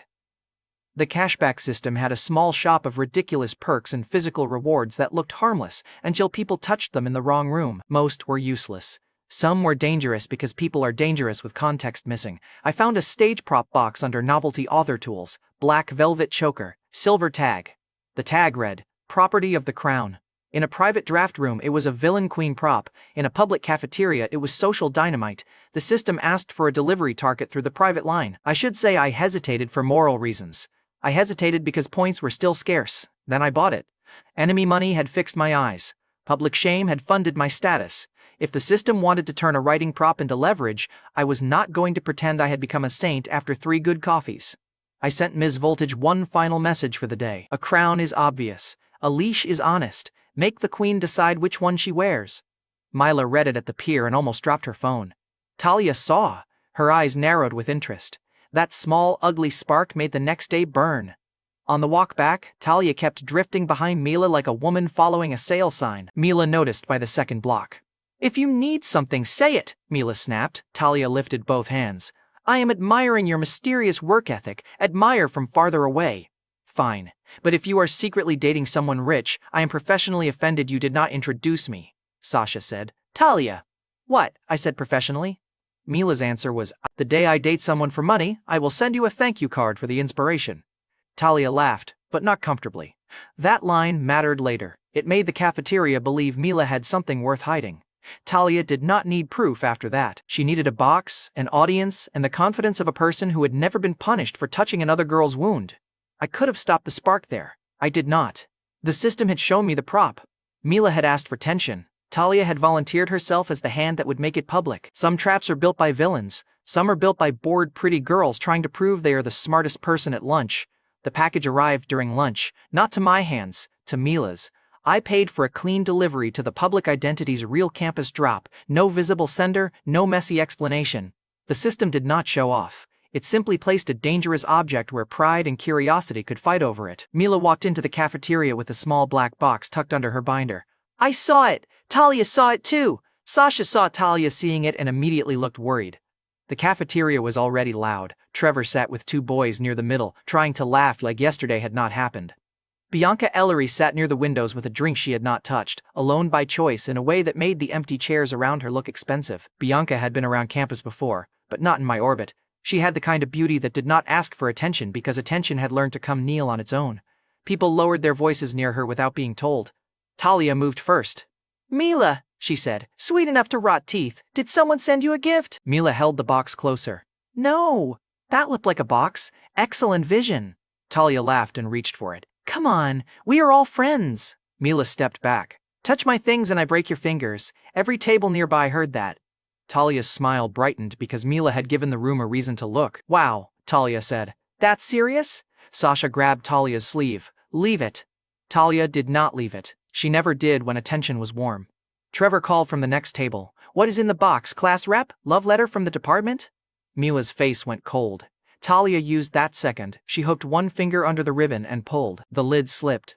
Mila slapped her hand down too late. The black velvet choker fell out and hit the cafeteria floor with the softest possible sound. The silver tag landed face up. Property of the crown. For one beautiful, horrible second, nobody understood it. Then everyone understood too much. Trevor made a choking laugh. Talia's eyes went wide, then delighted, then a little scared because the room's attention got bigger than she expected. Sasha whispered, Talia! Mila stared at the choker. Her face lost color so quickly that even I felt the edge of it. This was not the cold class rep being teased. This was Miss Voltage's locked drawer kicked open in a lunchroom. Trevor stood up. Property of the crown? Mila, I did not know you had hobbies. The boys near him laughed. Talia tried to recover control. Okay, wait, maybe it is for a costume. Then why hide it? Trevor said. Mila bent to pick up the choker. Trevor stepped closer like he wanted a better look. I moved one step, and he stopped. Good. Some lessons stick when they bruise the ego hard enough. I said, careful, Trevor. You already lost one family asset this week. Do not add teeth. The boys at his table laughed at him that time. Trevor sat down with murder in his eyes and nothing useful in his mouth. Mila picked up the choker. For a second, I thought she might run. That would have been normal. Mila was many things. Normal was not one of them. She looked at Talia first. Talia's smile shook. Mila said, you opened someone else's property in public. Talia lifted both hands. It fell. No, Mila said. You wanted an audience. The cafeteria quieted in patches. Mila turned slowly toward the window table.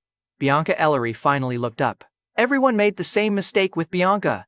They thought her distance meant safety. It did not. It meant she was expensive to offend. Mila walked straight to her. Sasha whispered, oh no. Talia said, Mila, wait. Mila did not wait. She stopped beside Bianca's table, held up the choker and said, loudly enough for the nearby tables to hear, Your Majesty, your property caused a problem.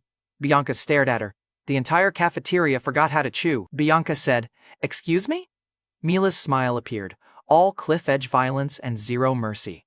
She looked like a woman falling and deciding to grab the richest person on the way down. Do not act innocent now, Mila said. If you send dramatic gifts, you can help explain them. Bianca stood up. She did not raise her voice. She did not need to. I have no idea what that is. Perfect, Mila said. Neither do I. The line spread faster than a fire alarm. Talia's face changed. She had wanted Mila embarrassed, not Bianca involved. A rumor aimed at one proud girl had just hit the heiress. Nobody wanted angry. I watched the cafeteria choose sides without anyone announcing it. Trevor stopped laughing. The boys near him looked at Bianca and looked away. Sasha looked close to panic. Talia mouthed my name like she had just realized I might understand the shape of the disaster. I did not answer her. Mila held the choker between 2 fingers and placed it on Bianca's table. "If anyone asks," Mila said, "the crown belongs to you." Bianca looked from the choker to Mila, then to me. That last look was brief, too brief for anyone else to make much of it, but it told me one thing. Bianca had noticed I was not surprised. Bad. Interesting, but bad. Bianca picked up the choker by the silver tag and dropped it into her empty drink cup like it was contaminated. "Clean your mess," she said to Mila. Mila leaned closer. "It became our mess when you looked at it." The cafeteria exploded, not all at once, in pieces. A table whispering, a phone coming out, someone near the door repeating our mess like it was a headline. Trevor trying to laugh and failing. Talia shrinking from the center of the gossip she had created. I stepped beside Sasha before the crowd pushed too close. Sasha looked at me. "Did you know what was in that box?" Dangerous question. So I gave her the safest true answer. I knew it was trouble. Nolan. I did not open it. She looked away, not satisfied, not angry enough to leave. Useful middle ground. Mila turned back toward me with the choker gone and her reputation bleeding in public. I expected fury. She gave me something worse. A challenge. Her eyes said she knew the invisible hand had touched the box, even if she could not prove whose hand it was. Miss Voltage sent one message to the private line before lunch ended. "If this is your idea of feedback, you are insane," typed back under the table. "Your queen finally did something cruel. You're welcome." Across the cafeteria, Mila read the message, her lips parted. Then she laughed once, not loud, not happy, but real enough that Bianca's eyes sharpened. For the first time, I saw Mila Vance lose control and choose violence with a smile. The payoff landed before I could enjoy it. By evening, the rumor had left the cafeteria and started wearing a suit. People were not just saying Mila had a secret gift. They were saying Bianca had sent it. They were saying Mila had claimed Bianca. They were saying the crown was a private joke, a challenge, a power game, a relationship, a threat. Every version was wrong. Every version was useful to somebody. Talia sent me 3 messages and deleted 2. Sasha asked if Mila was okay. Trevor posted nothing, which meant he was trying to find a version that made him look brave without standing near Bianca. Bianca posted nothing. That silence was heavier than all the gossip. The next morning I walked toward campus with coffee in one hand and the private line quiet in my vision. For once, the system did not need to warn me. The consequence arrived in black paint and tinted windows. A black Ellery town car stopped outside the Bayside gate. The driver lowered the window, looked directly at me, and said, "Mr. Reed, Mr. Ellery would like a word." The black Ellery town car did not block the campus gate. It did not need to. People walked around it like the car had legal ownership of the sidewalk. The driver knew my name. Message received. Rich families rarely shout when they can make tinted glass do it for them. Talia Burke saw the car from across the courtyard and stopped so fast, Sasha Wynn bumped into her. Sasha looked from the driver to me.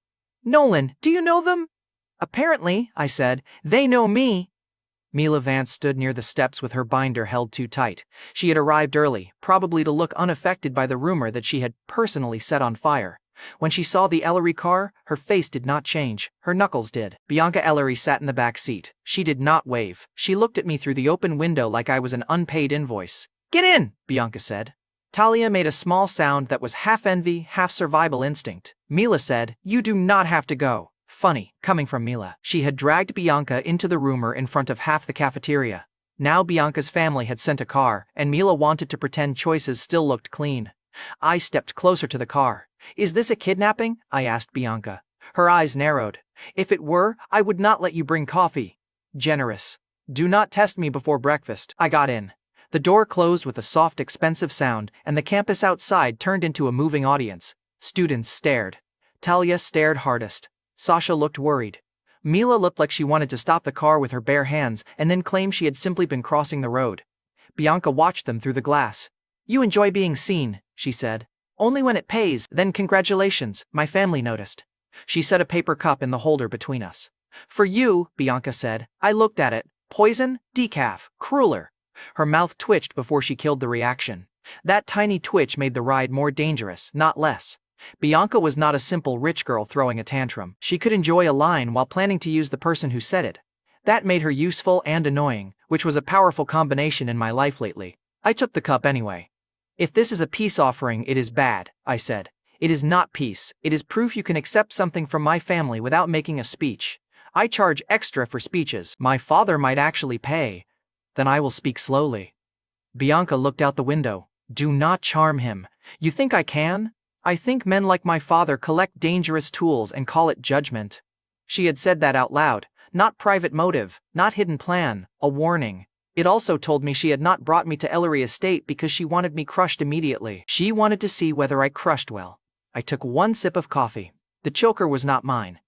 Bianca's smile did not reach her eyes. I did not ask. Worse than accusation. Accusation gives you a door to fight through.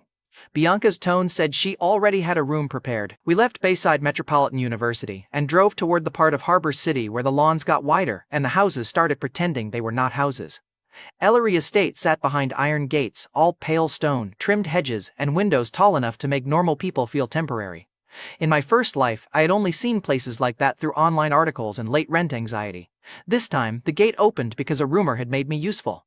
Progress with claws. Bianca led me inside without giving a tour. Good! Tours are for people you want to impress. I had been brought in because something ugly had attached itself to the family name. Arthur Ellery waited in a sunlit room with coffee already poured. Helena Ellery sat beside him, sharp-eyed and calm, the kind of woman who could turn silence into a background check. Arthur stood when I entered. Nolan Reed, he said. The young man from Bayside. That depends which version reached you, I said. Helena's mouth curved. Several, none of them polite. Bianca crossed her arms. Most of them false. Arthur looked at his daughter, then at me. False rumors can still move markets. That line told me what kind of father he was. Not soft, not stupid. Anxious, yes, but only because Bianca's scandal had touched something he measured in reputation, leverage, and family control. I sat when he gestured. Helena watched the way I moved. The new posture the system had bought me. The bruise fading from Blaine's payment. The clothes that were clean but not old money. She saw the mismatch and did not dismiss it. Arthur said, Bianca tells me you were present when this cafeteria issue began. I was present when Talia opened a box that was not hers. Bianca's eyes flicked toward me. Good. She had expected me to dodge. I gave her a name because Talia's action was visible, not private motive. Helena asked, and Mila Vance? Proud, I said. Cornered. Fast. Bianca gave a dry laugh. Fast. She threw me into her mess. You were the most expensive shield in the room. Arthur laughed once. Bianca did not. Helena leaned back. That is a shameless answer. It is also accurate. Arthur tapped one finger on the arm of his chair. I dislike scandal. I dislike my daughter being made a character in someone else's little campus play, but I dislike weakness more. Bianca looked at him. Dad. He ignored the warning. You did not panic in the cafeteria. I was eating, I said. You were watching. Watching is free. And profitable, in your case? I smiled. Sometimes. Arthur's attention sharpened. There was the door. I did not kick it open. Rich men hate being rushed unless they are the ones rushing you. I set the handle in his hand and let him think he found it. Arthur said, Bianca mentioned you embarrassed Trevor Baines before this? Trevor embarrassed Trevor Baines, I narrated. Helena laughed softly. Bianca looked annoyed that her mother laughed. Arthur said, your reputation is growing quickly for a student who just returned to campus. Reputations are cheaper when enemies advertise for you. And investments? Arthur asked. Do you treat those the same way? There it was. The rumor and the choker had only opened the door. Money was the room. The subject rich families eventually trust more than feelings. I could have given him a lecture. I could have talked models, risk, sectors, discipline. I had enough old life memory and system-assisted confidence to sound impressive for 10 minutes. 10 minutes would have killed the room. So I gave him one line. Bad investors fall in love with stories, I said. Good investors charge stories rent. Arthur sat back. Helena looked at me like she had found a knife in a silverware drawer and was deciding whether it belonged there. Bianca said, that means nothing. It means your father's question is not whether I can pick a number on a screen, I said. It is whether I can make greed pay for its own chair. Arthur smiled. Bianca saw the smile and hated me a little more for causing it. Fine. Hatred with attention was still attention. I had spent worse currencies. The meeting could have become polite. Arthur could have asked for grades. Helena could have asked about my family. Bianca could have denied every rumor until the room suffocated on manners. Instead, Arthur slid a thin folder across the table.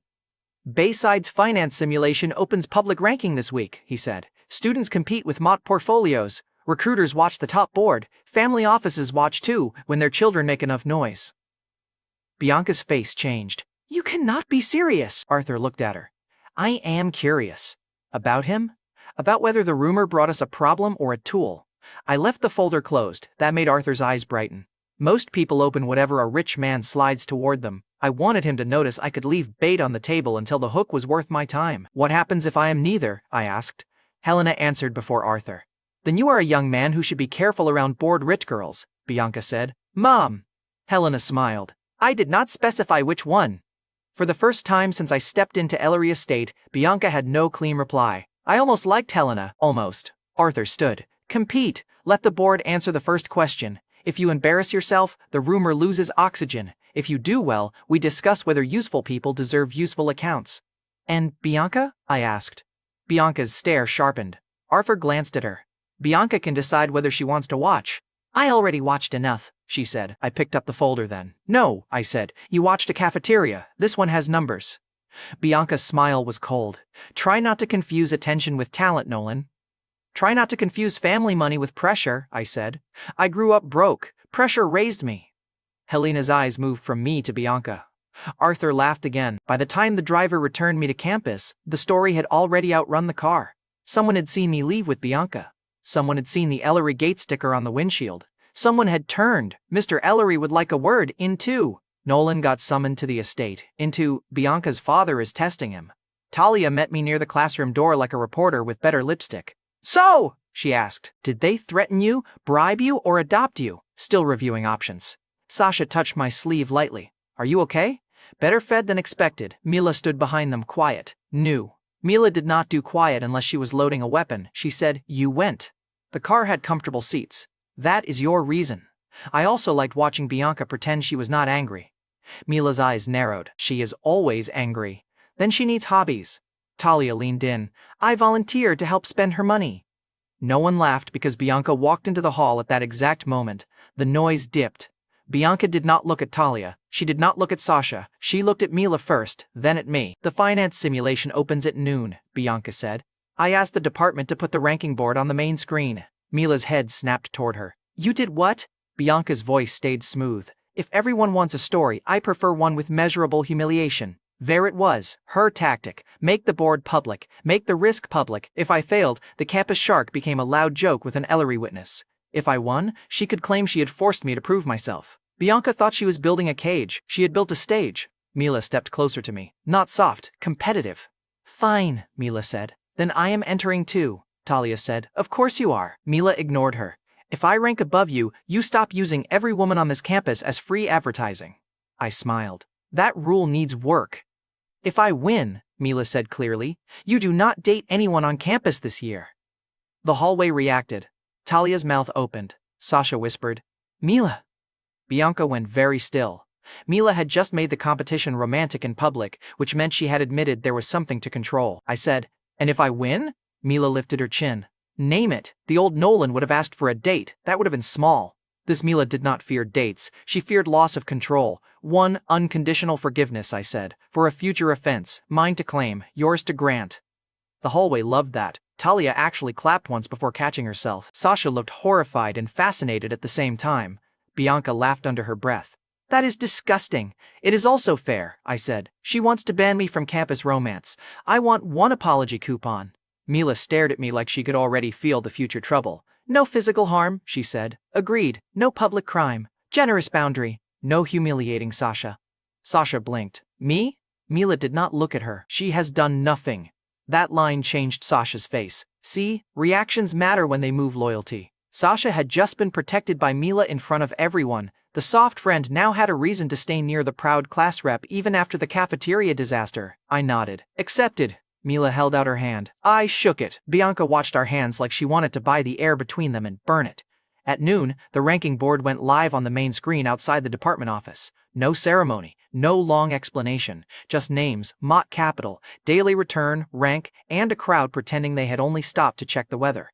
I entered late enough to annoy people and early enough to place the first move before the board locked. The cashback system did not hand me winning trades like candy. It had never been that generous.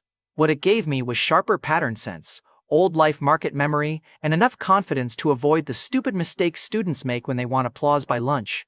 I bought boring strength where the room expected fireworks. Mila bought clean, disciplined positions.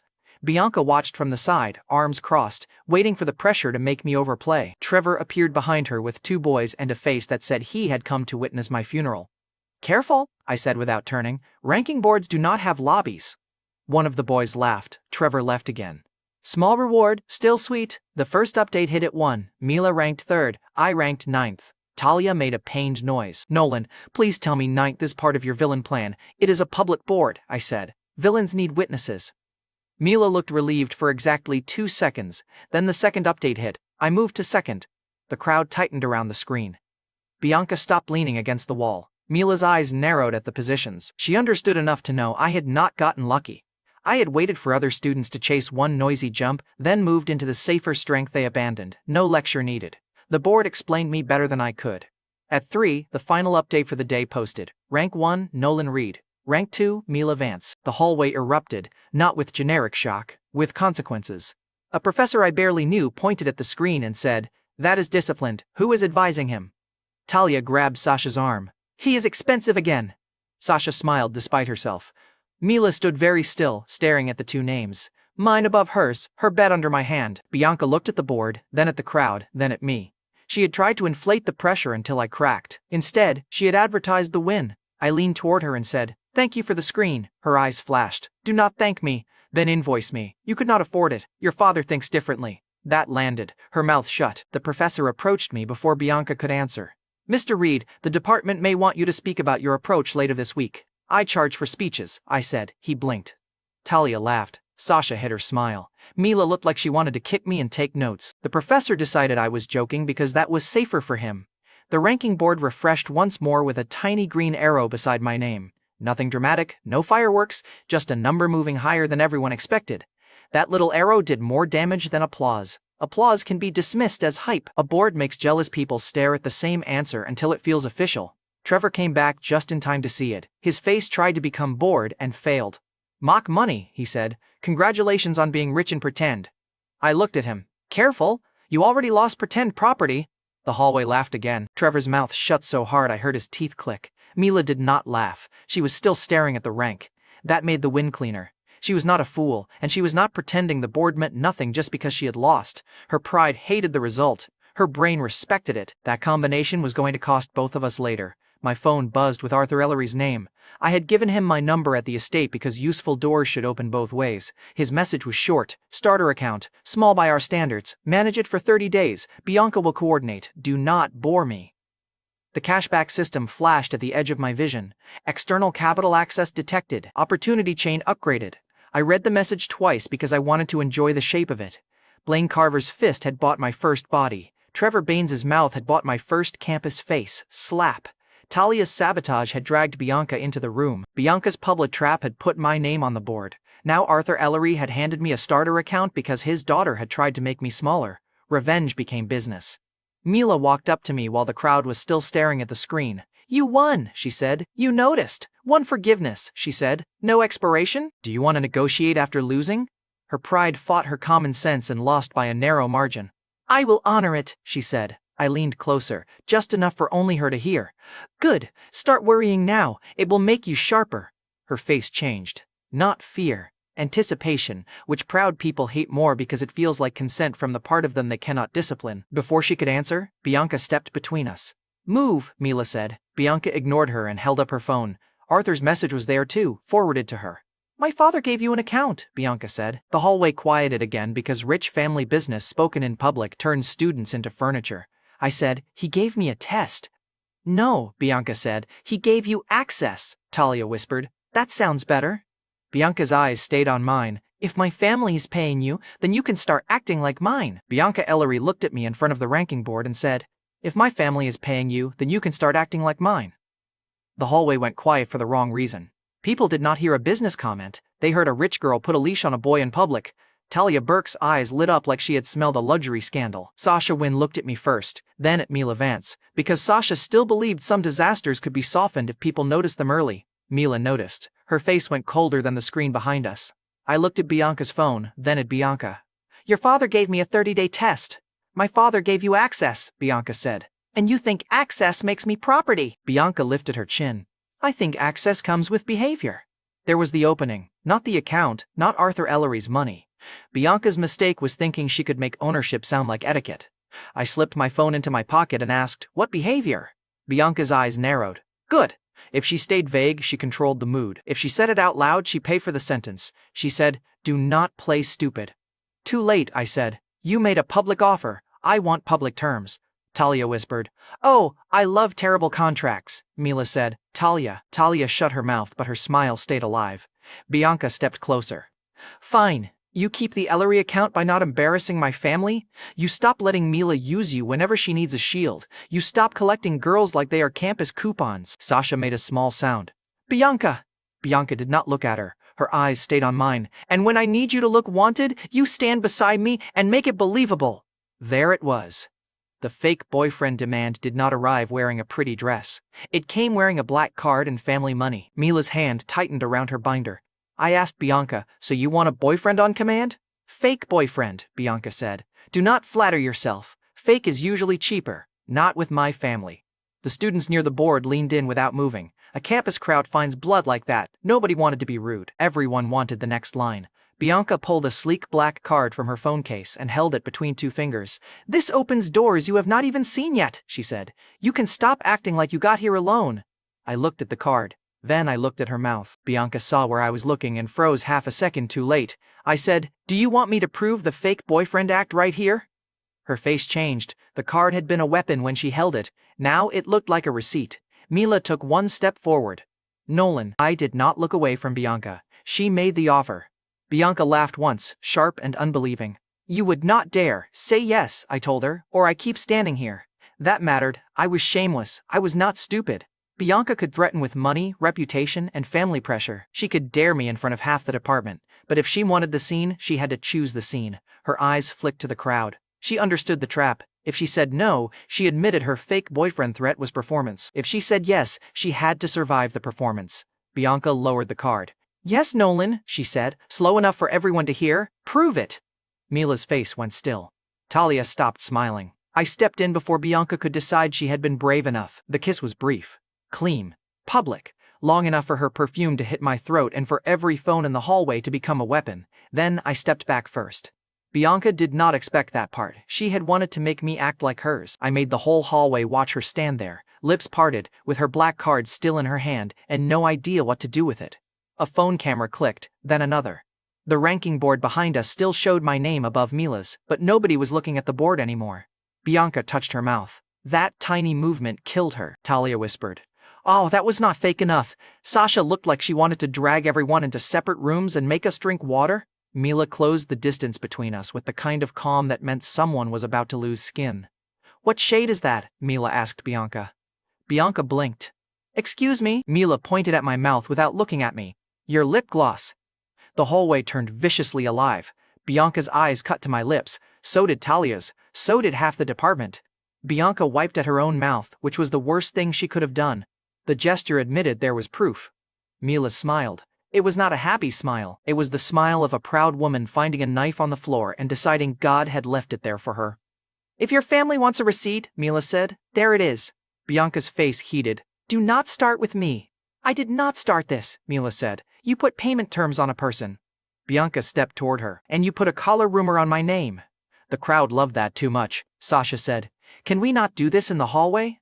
"No," Talia said under her breath. "This is historically important." Mila looked at me then. Not soft, never soft. She looked like she wanted to punish me for being useful to another woman and punish herself for caring that I was useful. "Is this theater?" Mila asked me.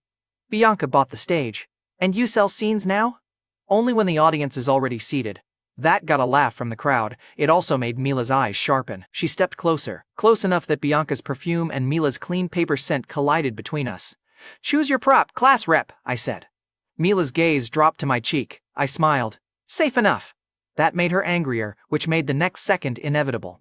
Mila put one hand against my shoulder, rose on her toes, and kissed my cheek, not my mouth. That would have been too simple.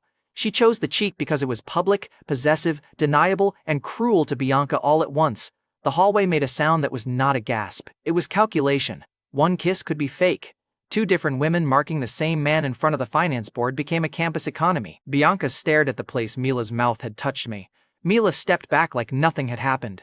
"Now you have symmetry," she said. Talia actually clutched Sasha's sleeve. "I need a chair," Sasha whispered. "You are standing." "Emotionally," Bianca's smile returned, but it had lost its clean edge. You think a cheek kiss balances my family account? No, Mila said. I think it proves Nolan is not your receipt. That line moved Sasha. I saw it in her face.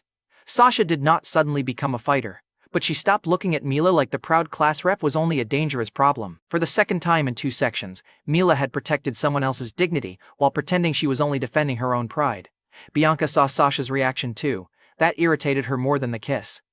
Careful, Mila, Bianca said. If you keep claiming things in public, people may ask what you do in private. Mila's eyes flicked to me. Just once. Too fast for most people. Not too fast for me. Ms. Voltage had just entered the hallway without anyone saying the name. The first photo hit the campus thread before the professor who had praised me could finish escaping the scene.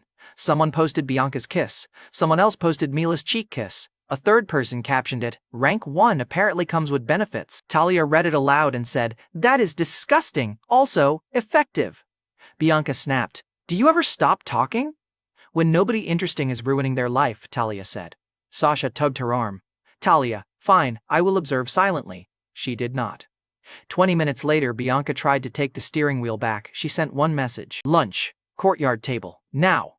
I showed Talia because I knew she would react loudly enough to become a weather report. She read it, clutched her chest and said, "He has been summoned by money." Sasha frowned. "You do not have to go." "I know," I said. "That was why I went. The courtyard tables were full by then." Bianca had chosen the center one, of course. Rich girls do not accidentally sit where people can see them. She had a coffee she had not touched, her black card on the table, and an empty chair across from her like a trap with good posture. Mila saw the table from the walkway. She did not come over. She slowed just enough to prove she had seen it. Bianca saw that too, and her smile returned. "Sit," Bianca said when I reached her. "Is this still fake dating, or did we move into obedience training?" Her eyes flashed. "Sit down, Nolan." I sat beside her instead of across from her. That ruined the picture she had prepared. The empty chair across from Bianca made her look like she had been waiting. Sitting beside her made it look like I had arrived with permission to edit the scene. Talia appeared 3 seconds later with Sasha because shame was not one of Talia's hobbies. "Can we sit?" Talia asked. Bianca said, "No." I said, "Yes." The two answers hit the table together. Talia's eyes shone. "I adore group projects." Bianca turned to me slowly. "A fake boyfriend would support me. A good fake girlfriend would know when the audience needs supporting cast." "Do not call me that. You started the genre." Sasha sat carefully, like the chair might file a complaint. Talia sat like she had personally been invited by scandal. Bianca pushed the untouched coffee toward me. "Drink," she said. I looked at the cup. "You do not know my order." Her mouth tightened. Sasha, traitor to peace and angel of detail, said quietly, "Black coffee, no sugar." Bianca's eyes went to Sasha. Sasha immediately looked like she regretted having a memory. Mila, who had absolutely not come over, arrived at the end of the table with her binder against her chest. "He also hates decaf," Mila said. Bianca looked at her. "Were you invited?" Mila looked at the empty chair across from Bianca. "Apparently nobody was. The table next to us went quiet. Useful." Bianca picked up the black card, stood, and walked to the counter without another word. Talia leaned toward me. "She is buying you coffee to prove she owns you?" "No," I said. "She is buying coffee because she forgot ownership requires customer research." Sasha covered her mouth. Mila looked away, but not fast enough to hide the smile she strangled. Bianca returned with black coffee, no sugar. She placed it in front of me like a challenge. I took one sip. "Better," I said. That single word hit her harder than a thank you.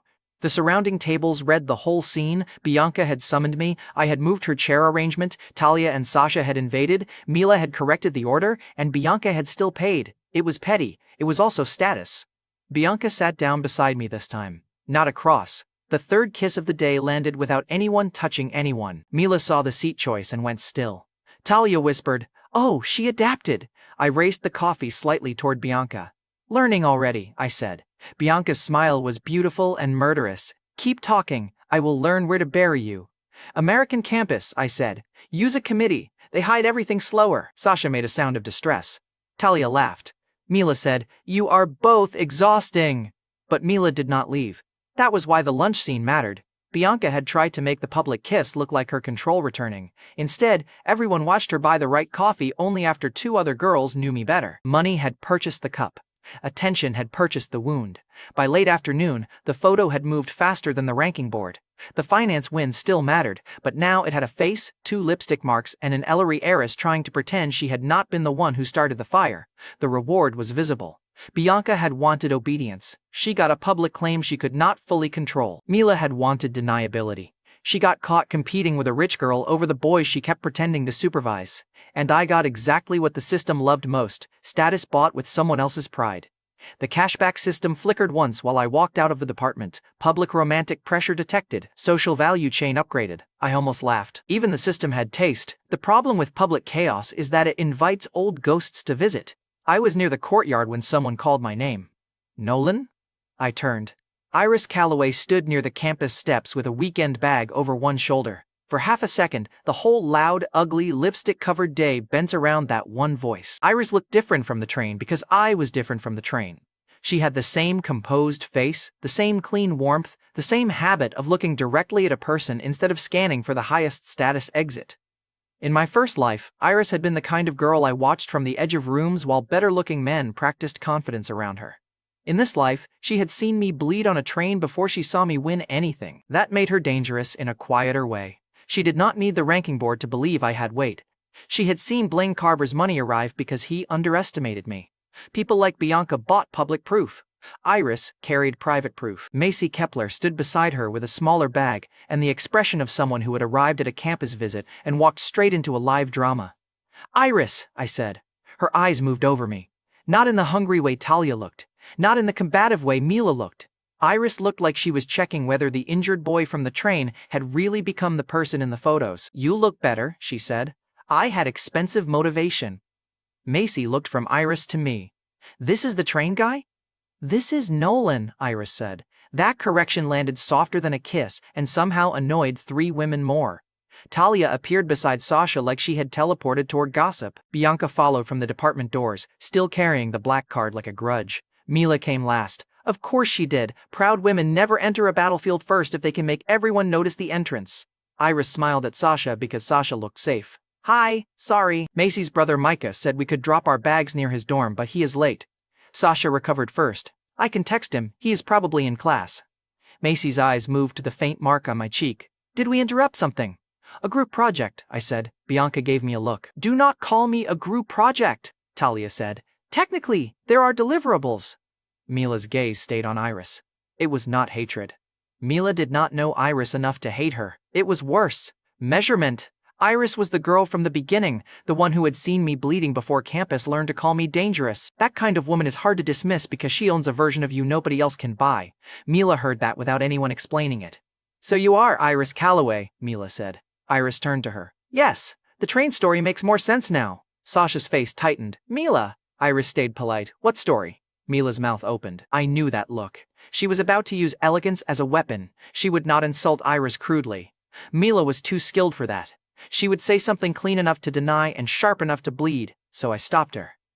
"Careful," I said. Mila's eyes cut to me. I said, "Your queen once wrote, 'Never cut the girl who saw the door, cut the man who opened it.'" The courtyard lost its noise around Mila. Not everyone understood the line. That made it better.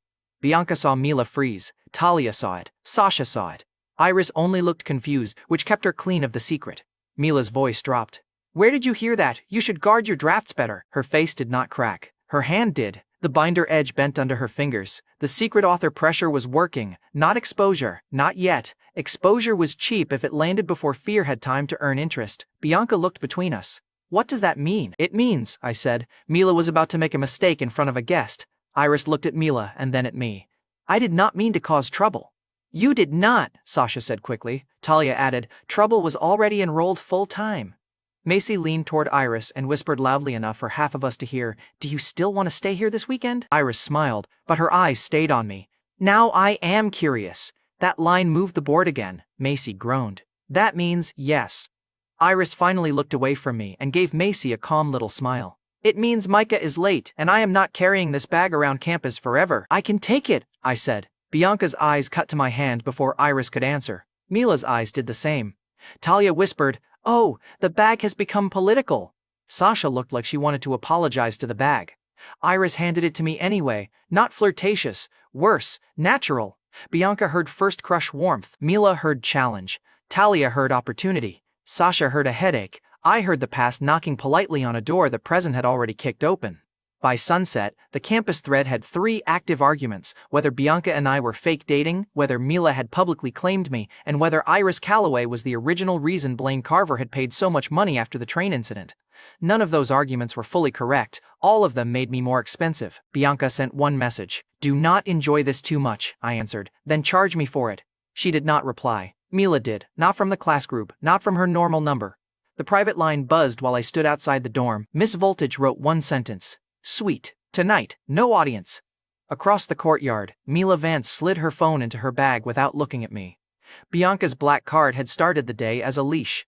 By night, it had paid for a door Mila was angry enough to open herself. Mila Vance sent the word sweet like it was a threat. She should have known better. Threats are cheaper than rooms. I did not answer her message right away. I opened the cashback system and selected the black key. The prompt was simple: Marwood Grand Hotel, Beacon Suite, available tonight. The system did not explain the discount, the status tier, or the hotel rules. Good. I did not need a tutorial. I needed a door that made pride expensive to walk through. I booked the suite, watched the receipt hit my phone, and felt the points credit at the edge of my vision. Black key access confirmed. Social territory potential detected. The system's polite translation: I had just rented a battlefield with better towels. I sent Mila the address. Then I sent a second message. "Do not come if you want an apology." She read it. I sent a third. "Do not come if you want an audience." She read that too. For almost 5 minutes, she gave me nothing. Then Ms. Voltage replied, "Stop warning me like I am fragile." I smiled at the phone. Mila's problem was simple. She thought every warning was an insult because she spent her whole life pretending nothing could reach her. The Marwood Grand Hotel did not look like a place for broke college boys with old subway trauma. The lobby was all quiet light, dark stone, polished shoes, and staff trained not to look surprised at money. In my old life, I had walked past hotels like that, with takeout bags and a bank balance that made revolving doors feel judgmental. This time, the front desk saw the black key marker on the booking and stopped treating my age like an error. No lecture, no long check-in. Just a sweet key, a better elevator, and the kind of silence that tells you money has already spoken. The Beacon Suite sat high enough over Harbor City that the campus looked like a toy problem from the windows. Useful. People make smaller decisions in small rooms. I wanted Mila to walk into a room that made denial look underdressed. There was a skyline window, a dining table set for 2, a private bar I ignored because drunk consent is cheap writing, and a bedroom door I left open on purpose. Not as invitation. As pressure. If Mila wanted to accuse me of hiding the real meaning of the night, she would not get the easy angle. I ordered coffee, fruit, and food we could actually eat without turning the scene into a bad romance poster. The hotel sent everything under my name. Mr. Reed on the tray card. Mr. Reed on the suite phone. Mr. Reed on the small welcome screen beside the door. In college, most people still had their parents' names floating behind them like a credit check. The Beacon Suite made my own name look like it had weight, not romance, ammunition. Then I waited. Waiting is usually dead time. This was not. Every minute asked the same clear question: would Mila come as the proud class rep, as Miss Voltage, or as the girl who had kissed my cheek because Bianca touched my mouth first? At 9:18, the suite doorbell rang. I opened the door. Mila stood there in a dark coat with her hair pinned back too neatly. First sign she was nervous. Mila only became perfect when she was trying to hide a crack. She looked past me into the suite. For 1 second, her face forgot to be bored. The skyline did the work for me. Then she recovered and stepped inside. "Subtle," Mila said. "I considered a broom closet," I said. "But you asked for no audience, not no standards." She turned on me. "Do not joke. Then do not arrive like a verdict." Mila removed her coat slowly and laid it over the back of a chair. No rush, no shaking hands, but her eyes kept moving. Window, table, key card, my phone on the counter, the open bedroom door, the second coffee cup. Then she saw the welcome screen. "Mr. Reed." Her mouth tightened. "You enjoy seeing your name on expensive things," she said. I spent years seeing my name on late notices. That stopped her long enough to matter. I did not soften it. I did not ask for pity. I just let the sentence sit there beside the skyline. Mila looked away first. Then she looked back at the screen. "So this is revenge?" "Partly. What is the other part?" "Practice." She understood enough not to ask for what. She was mapping exits and weapons at the same time. That was why I liked fighting her. Mila did not enter rooms. She audited them. "You knew," she said. I leaned against the table. That is a large sentence. The line in the courtyard. It was a good line. It was mine. Then protected better. Her eyes flashed. "How long?"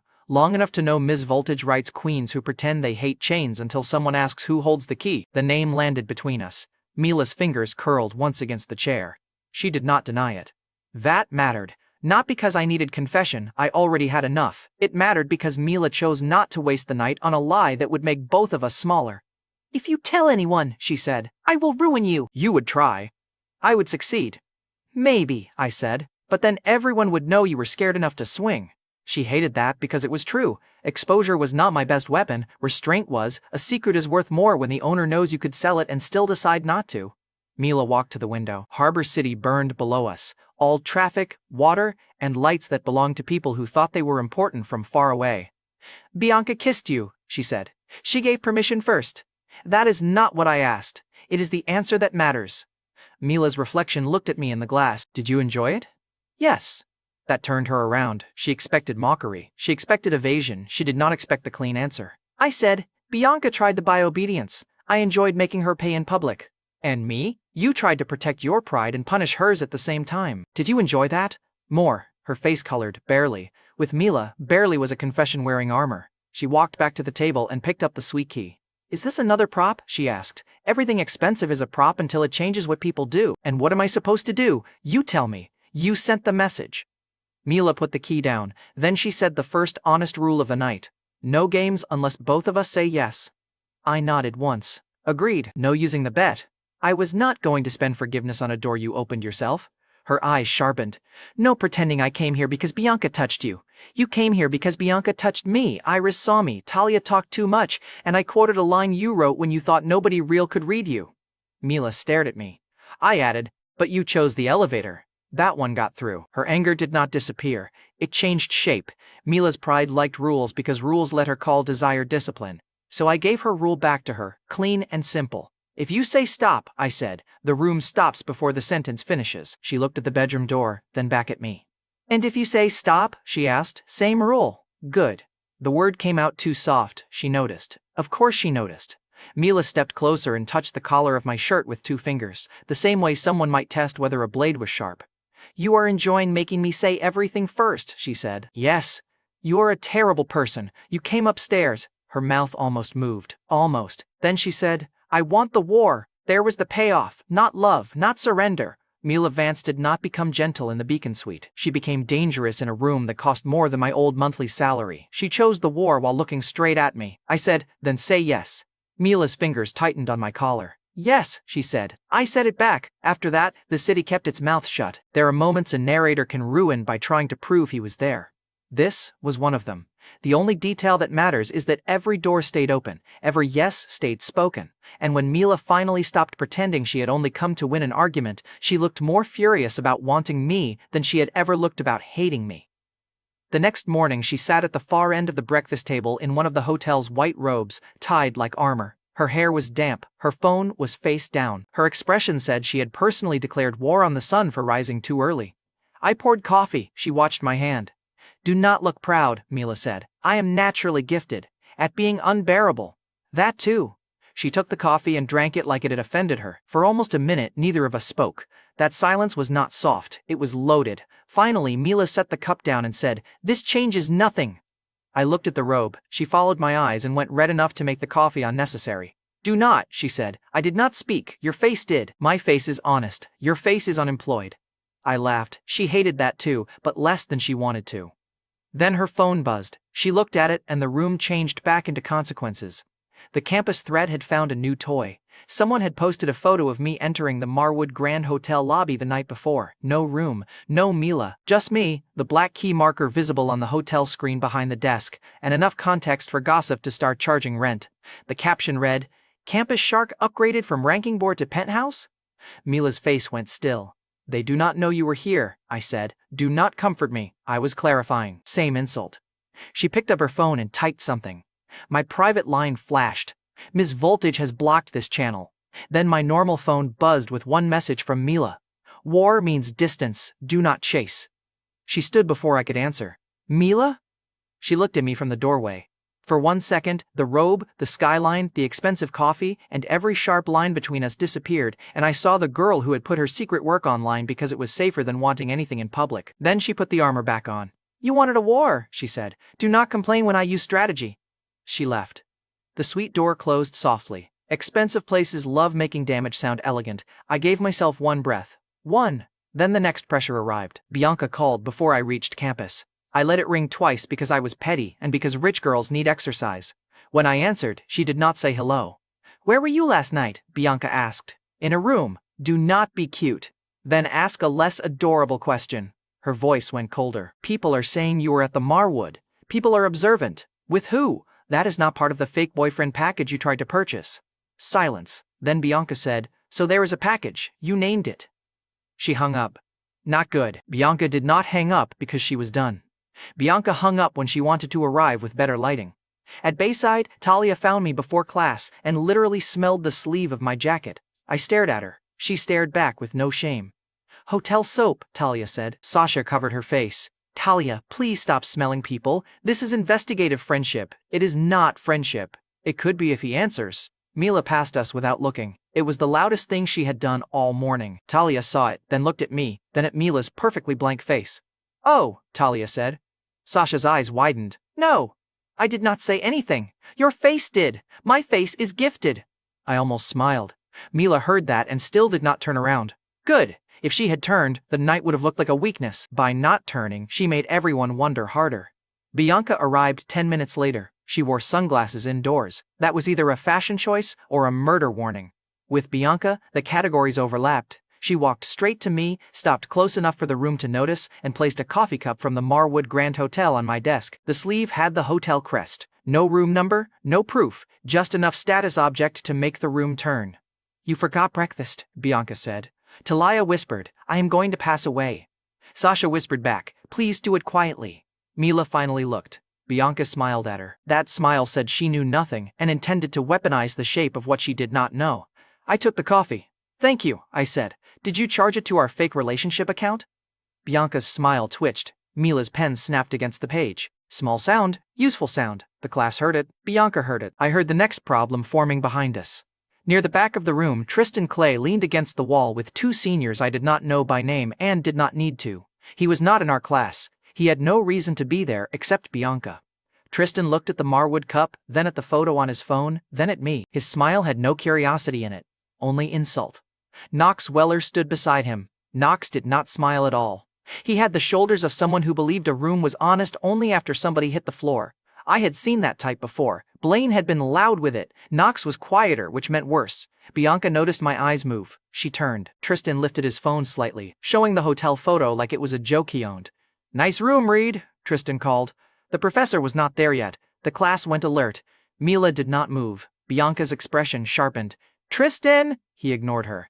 Just wondering. Some guys use rankings to get internships. Some use them to play rich. I leaned back. You came all the way here to ask about my sleepover budget? The class laughed. Not hard. Enough.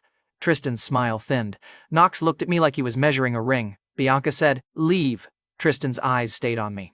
Careful who you borrow status from. Careful who you borrow courage from, I said. Standing near Knox does not make you dangerous. That moved Knox, only one step. But the floor felt it. The professor entered, saw the seniors, and paused. Bianca looked genuinely angry now, not jealous. Angry that her public game had invited men who thought her attention was community property. Tristan held up both hands and backed out. Knox went last. He looked at me once before leaving. No threat spoken, no need. That was the danger with men like Knox. They did not always bark before they bit. After class, Bianca cornered me near the stairwell. Do not provoke Knox, she said. He came to my class because the photos made you look like you were using my circle. Your circle sounds fragile. My circle is bored, rich, and male. Fragile still breaks things. That was useful. Bianca had said enough for me to know this was not just gossip. The photo and fake relationship had touched senior pride. Mila passed behind Bianca and heard the last line. She did not stop, but her message came 30 seconds later from her normal number. Do not be stupid with him. I answered. Which him? She replied. Do not make me list men who need helmets. Then she blocked me again. I respected the consistency. By evening, the Marwood photo had become a campus map. People did not know what had happened in the Beacon Suite, so they invented better versions. Bianca was named in half of them. Mila was named in the other half. Iris appeared in a few because the internet loves making innocent people pay rent in scandals. I went back to my dorm after sunset because hiding in luxury too early would make the suite look like an escape. Brody Kane waited near the vending machines on my floor. Brody had the relaxed posture of a man who had seen enough stupid violence to appreciate it from a distance. "Read," he said. "If this is about the hotel photo, take a number. It is about Knox Weller." That stopped me. Brody stepped closer and kept his voice low enough that the passing students heard nothing useful. "Knox and Tristan were asking who had access to your room. Popular question. They were not asking like fans." I looked down the hall toward my door. Brody followed my eyes. "One of their friends asked about a room key," he said. "I thought you should know before you sleep." There it was. Bianca's public claim had turned into male insult. Mila's private war had turned into campus rumor. The Beacon Suite had given me territory. Now the dorm wanted to remind me where I still looked reachable. I thanked Brody. He studied my face. "You going to report it?" I looked at my door. Then I smiled. "No," I said. "I am going to make them knock." Brody Kane's warning did not make me call campus security. That would have been clean. I did not need clean. I needed memorable. Knox Weller and Tristan Clay were asking about my room key because they thought the dorm was the one place where my money, my ranking board, Bianca's fake claim, and the Beacon Suite could not protect me. They were half right. The dorm could not protect me. So I made the dorm protect the story. I did not explain the plan to Brody. I did not message Mila. I did not warn Bianca. If too many people know a trap, it stops being a trap and becomes a committee. I went into my room and looked at the bed Rocco Flynn had once tried to claim before the hammer educated him. The old room was narrow. Cheap desk, bad lamp, thin closet, a window that showed another building close enough to make poverty feel neighborly. Perfect. Rich boys hate ugly rooms because ugly rooms do not flatter their fantasy. I moved fast and kept the setup simple. A black sheet, 2 training rings, a chair, the old hammer under my hand. Enough darkness to make imagination do the heavy lifting. No instructions, no clever mechanism. The scare was not engineering, it was psychology with bad lighting. Men who come to jump one person in the dark already brought the fear with them. I only had to give it a shape. At 12:11, the hallway went quiet in the way dorm hallways only go quiet when people are pretending not to hear something. At 12:16, my phone buzzed. Brody wrote, 2 came up the back stairs. Knox is not first. Smart. Knox Weller had the kind of pride that liked results but disliked fingerprints. He wanted me scared, maybe bruised, maybe begging. He did not need to be the first body through the door if Tristan and the others could soften the room. At 12:18, the handle moved. I was already in the dark. The door opened an inch, then wider. Tristan Clay whispered, "Read?" He tried to sound amused. His voice came out thin. Behind him, one senior held the phone light low. Another carried a bat against his leg like he had watched too many movies and understood none of them. They stepped in expecting a target. The phone light lifted. It hit the sheet. For one full second, nobody breathed. The shape hung in the middle of the room, pale where the sheet caught the light, limp enough to make the brain finish the picture before courage could object. The senior with the bat dropped it. It hit the floor so loudly the hallway answered. Tristan made a sound, "I will remember fondly until I die," a second time. "No," he choked. "No, no, no." The phone light shook. The second senior backed into the desk, knocked over a cup, and slipped on his own panic. Then I stepped out from the side shadow with the hammer in my hand. "Boo," I said. The senior on the floor screamed. Not shouted. Screamed. Dorm doors opened down the hall. One student yelled, "What happened?" Another yelled, "Is that Tristan?" Tristan turned toward the door so fast he hit his shoulder against the frame. The senior with the phone tried to run, forgot the dropped bat, stepped on it, and nearly folded himself in half. The hallway light snapped on. Now the scene had witnesses. Tristan Clay, upperclassman, Bianca Circle parasite, hallway threat specialist, stood in my doorway with his face drained white and his hand pressed against his chest like he had just met every ghost in his family. I held the hammer loosely. "You dropped something," I said. Nobody moved, so I pointed at the bat. "Pick it up." The senior closest to it looked at me, then at the open doors, then at Tristan. Tristan whispered, "Pick it up." That was the first useful thing he had said all night. The senior picked it up with 2 fingers like the bat had become evidence of his own stupidity. I said, "Now put it on my desk." He did. Brody appeared at the far end of the hallway, hands in his hoodie pockets, watching with the calm interest of a man deciding whether his story was worth repeating. Knox stood behind him near the stairwell. Not close, not inside the room. He had let the others open the door. That was important. Knox was not afraid yet. He was offended. The difference would matter later. Tristan finally found his voice. "You are sick. You came into my room after midnight with a bat," I said. "Do not make me sound like the weird one."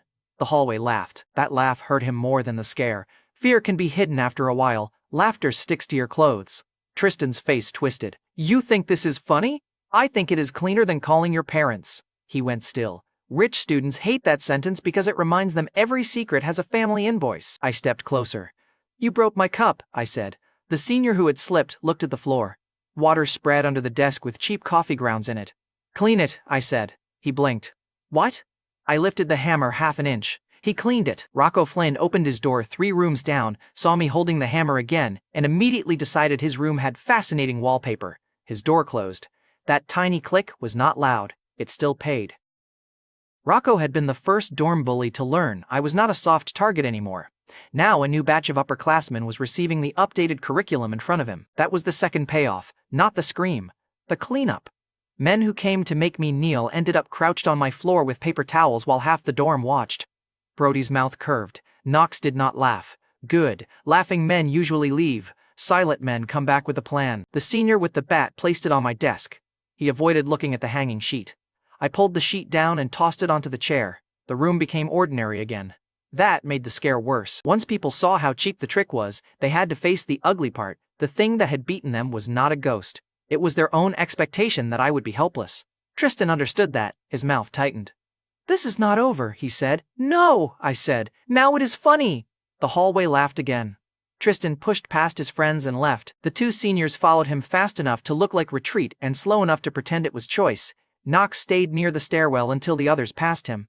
Then he looked at me. I looked back. No words, no need. Brody waited until Knox disappeared down the stairs before walking over. That was insane, Brody said. Efficient. They might come back. Then they should practice screaming quietly. Brody glanced at the hammer, the sheet, the open doors, the students still peeking out, and the bat on my desk. You want me to spread what happened? He asked. You were going to spread it anyway. True. Then spread the clean version, I said. They came with a bat. They screamed first. They cleaned before they left. Brody nodded slowly. His respect shifted from amusement to utility. He was not my best friend, not yet, maybe not ever. But Brody understood one thing that mattered on campus. Reputation works better when someone else carries it for you. The dorm did not sleep after that. Neither did the campus thread. By 1 in the morning, there were blurry photos of Tristan's face, the bat on my desk, the wet floor, and one terrible angle of my neck where the sheet harness had left a red mark. The mark looked worse than it felt. Unfortunate. Also useful. Talia sent 3 messages. Are you alive? If you are alive, this is incredibly rude to my stress levels. If you are dead, ignore the second message. Sasha sent one. Please answer someone. Mila sent nothing from Miss Voltage because she had blocked that door herself. Then my normal phone buzzed. If this is one of your jokes, answer before I decide I hate you permanently. No name needed. Mila's anger had perfect punctuation. I answered, tempting offer, but I am alive, she replied. Unfortunately, I am relieved. Then she blocked me again. Consistency is a form of affection if you are damaged enough. At 1:09, Bianca called me 17 times. I answered on the 18th because I respected dedication. Where are you? She demanded. Dorm. Do not lie to me. I saw the photo. Then why ask? She inhaled sharply. The red mark, Nolan. Relax. Do not say relax to me. There was something in her voice I had not heard before, not ownership, fear. It hit differently when Bianca stopped sounding expensive. I am fine, I said. Marwood, now. You are ordering me? Yes. That sounded almost sincere. If you make a joke when I get there, Bianca said, I will throw something at you. She hung up. This time, I did not make her wait. I took the bat off my desk, handed it to Brody, and said, keep this ugly thing away from my room. Brody raised an eyebrow. Souvenir? Reminder? For them or you? Yes. He laughed once and took it. I went to the Marwood Grand Hotel with the red mark still visible because hiding it would have made it look like shame. The Beacon Suite felt different after the dorm. Cleaner, higher, more useful. The dorm was where enemies thought they could reach me. The suite was where they had to imagine me. Bianca arrived 10 minutes after I did. Hair loose, coat thrown over clothes that looked expensive enough to have an opinion. She came in without waiting for me to invite her. The first thing she did was grab my collar and pull it aside. Her fingers stopped near the red mark. For once, Bianca Ellery had no perfect lying ready. Then fear turned into anger because anger was where she kept her balance. What is wrong with you? She said. People keep asking that like I am the one bringing bats indoors. You staged a fake death scene, a fake hanging shape, I corrected. Important distinction. Do not correct me while I am trying not to panic. That shut me up for half a second. Only half. Bianca saw it and hated that she had won even that much. She pushed my collar back into place. You could have been hurt. They were cowards. Cowards still swing. That line had weight. Bianca knew rich cowards. She had grown up around boys who used family names as helmets and other people's bodies as test walls. I sat on the edge of the table. You rushed over because you felt guilty. Her face hardened. Do not flatter yourself. You thought your public fake boyfriend stunt helped paint a target. I said, do not flatter yourself. And you thought if Nolan Reed got found hurt in a dorm after you turned him into campus gossip, your father would look at you like you had broken another expensive thing. Bianca slapped the table with her palm. Not me. The table. Progress. Stop talking like you know my family, she said. Then stop acting like your family is the only reason you are here. That hit. Her eyes flashed, but she did not deny it. There are moments when pushing harder breaks the scene. This was not one. This was a rich girl standing in a presidential suite at 2 in the morning because fear had dragged her out of bed faster than pride could dress itself. That kind of fear is expensive. I intended to invoice it. I picked up a folder from the table. Not documents, not a contract. Just a blank hotel notepad with 3 lines I had written after the dorm. Private study nights. Capital circle. Controlled access. Bianca stared at it.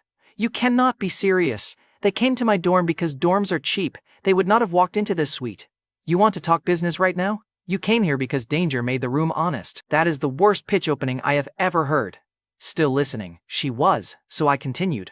Bayside is full of rich kids pretending they do not need somewhere private to meet, study, network, flirt, hide, and feel chosen. The Marwood is close enough to campus to become a status shortcut. The Beacon Suite is already a rumor. Your name makes it legitimate. My name makes it dangerous. Bianca looked at the skyline. She wanted to dismiss it. The problem was that she understood status too well. You want to turn a hotel suite into a campus club, she said. Clubs have committees. I hate committees. A private hub then, a room people pay attention to before they enter. And you need my money. I need your impatience, I said. Money is just how rich people confess it. She laughed despite herself. There she was, Bianca the rival, Bianca the sponsor, Bianca the girl who liked danger better when she could put her name on it. My father gave you a starter account, she said. Now you want my personal capital too? Your father's money makes me useful. Your money makes you independent. Her smile died. The real pitch was not profit. Freedom. Bianca had tried to own me because she hated being handled by Arthur's plans, Helena's readings, campus gossip, and rich boys who thought proximity to her was a future asset. If I made the suite ours, she was not just the girl whose father gave me access. She became the person who saw the territory first. Bianca sat slowly. How much? She asked. 2 million. She stared. You are disgusting. You asked for a number. I expected something reasonable. Then invest in someone reasonable. Her eyes moved to my neck again. The fear had not left. It had changed jobs. Now it was holding the door open for ambition. If I do this, Bianca said, you do not get to call me jealous. Fine. You do not get to call me scared. In public, Nolan, fine. And this is not boyfriend money. No, I said. It is accomplice money. She looked at me for a long second. Then she picked up her phone. No dramatic bank tutorial, no password scene, no financial lecture. Just Bianca Ellery's thumb moving once, her jaw tight enough to cut glass, and my phone buzzing with a confirmation that made the cashback system flare bright in the edge of my vision. $2 million transfer received.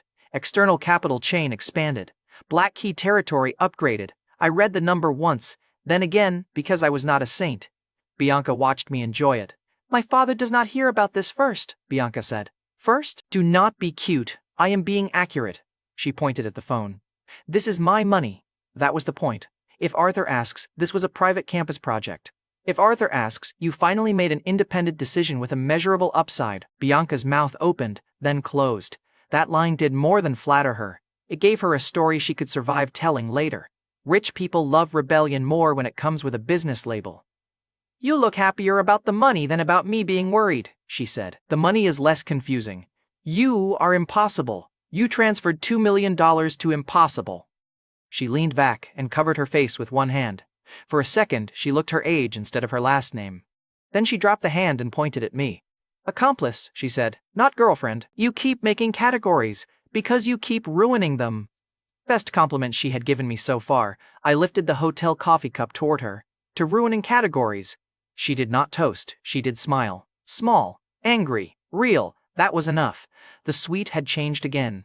Earlier, it had been Mila's battlefield. Now, it was capital. Bianca's panic had become money. The ambush had become territory. Knox and Tristan had tried to make my dorm feel unsafe, and in doing so, they helped sell the room that would make me harder to reach. Good enemies pay rent like that. Morning came with 3 consequences. First, Tristan did not come to class. Second, Brody sent me a photo of the clean dorm floor with one line. Hallway says he screamed before the lights came on. Third, Knox Weller finally stopped letting other people knock. I was still in the Beacon suite when Brody's next message arrived.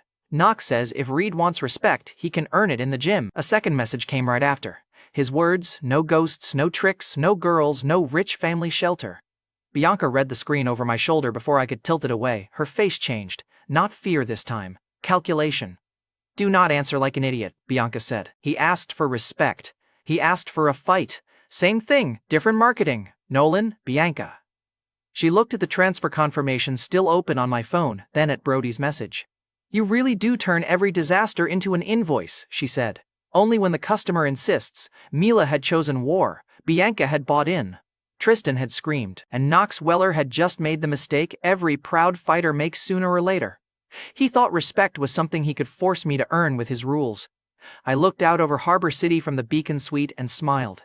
Tell him, I said to Brody's message, I charge admission. Brody Kane's message arrived while Bianca Ellery was still staring at the $2 million she had just transferred into my future. Knox Weller says if Reed wants respect, he can earn it in the gym.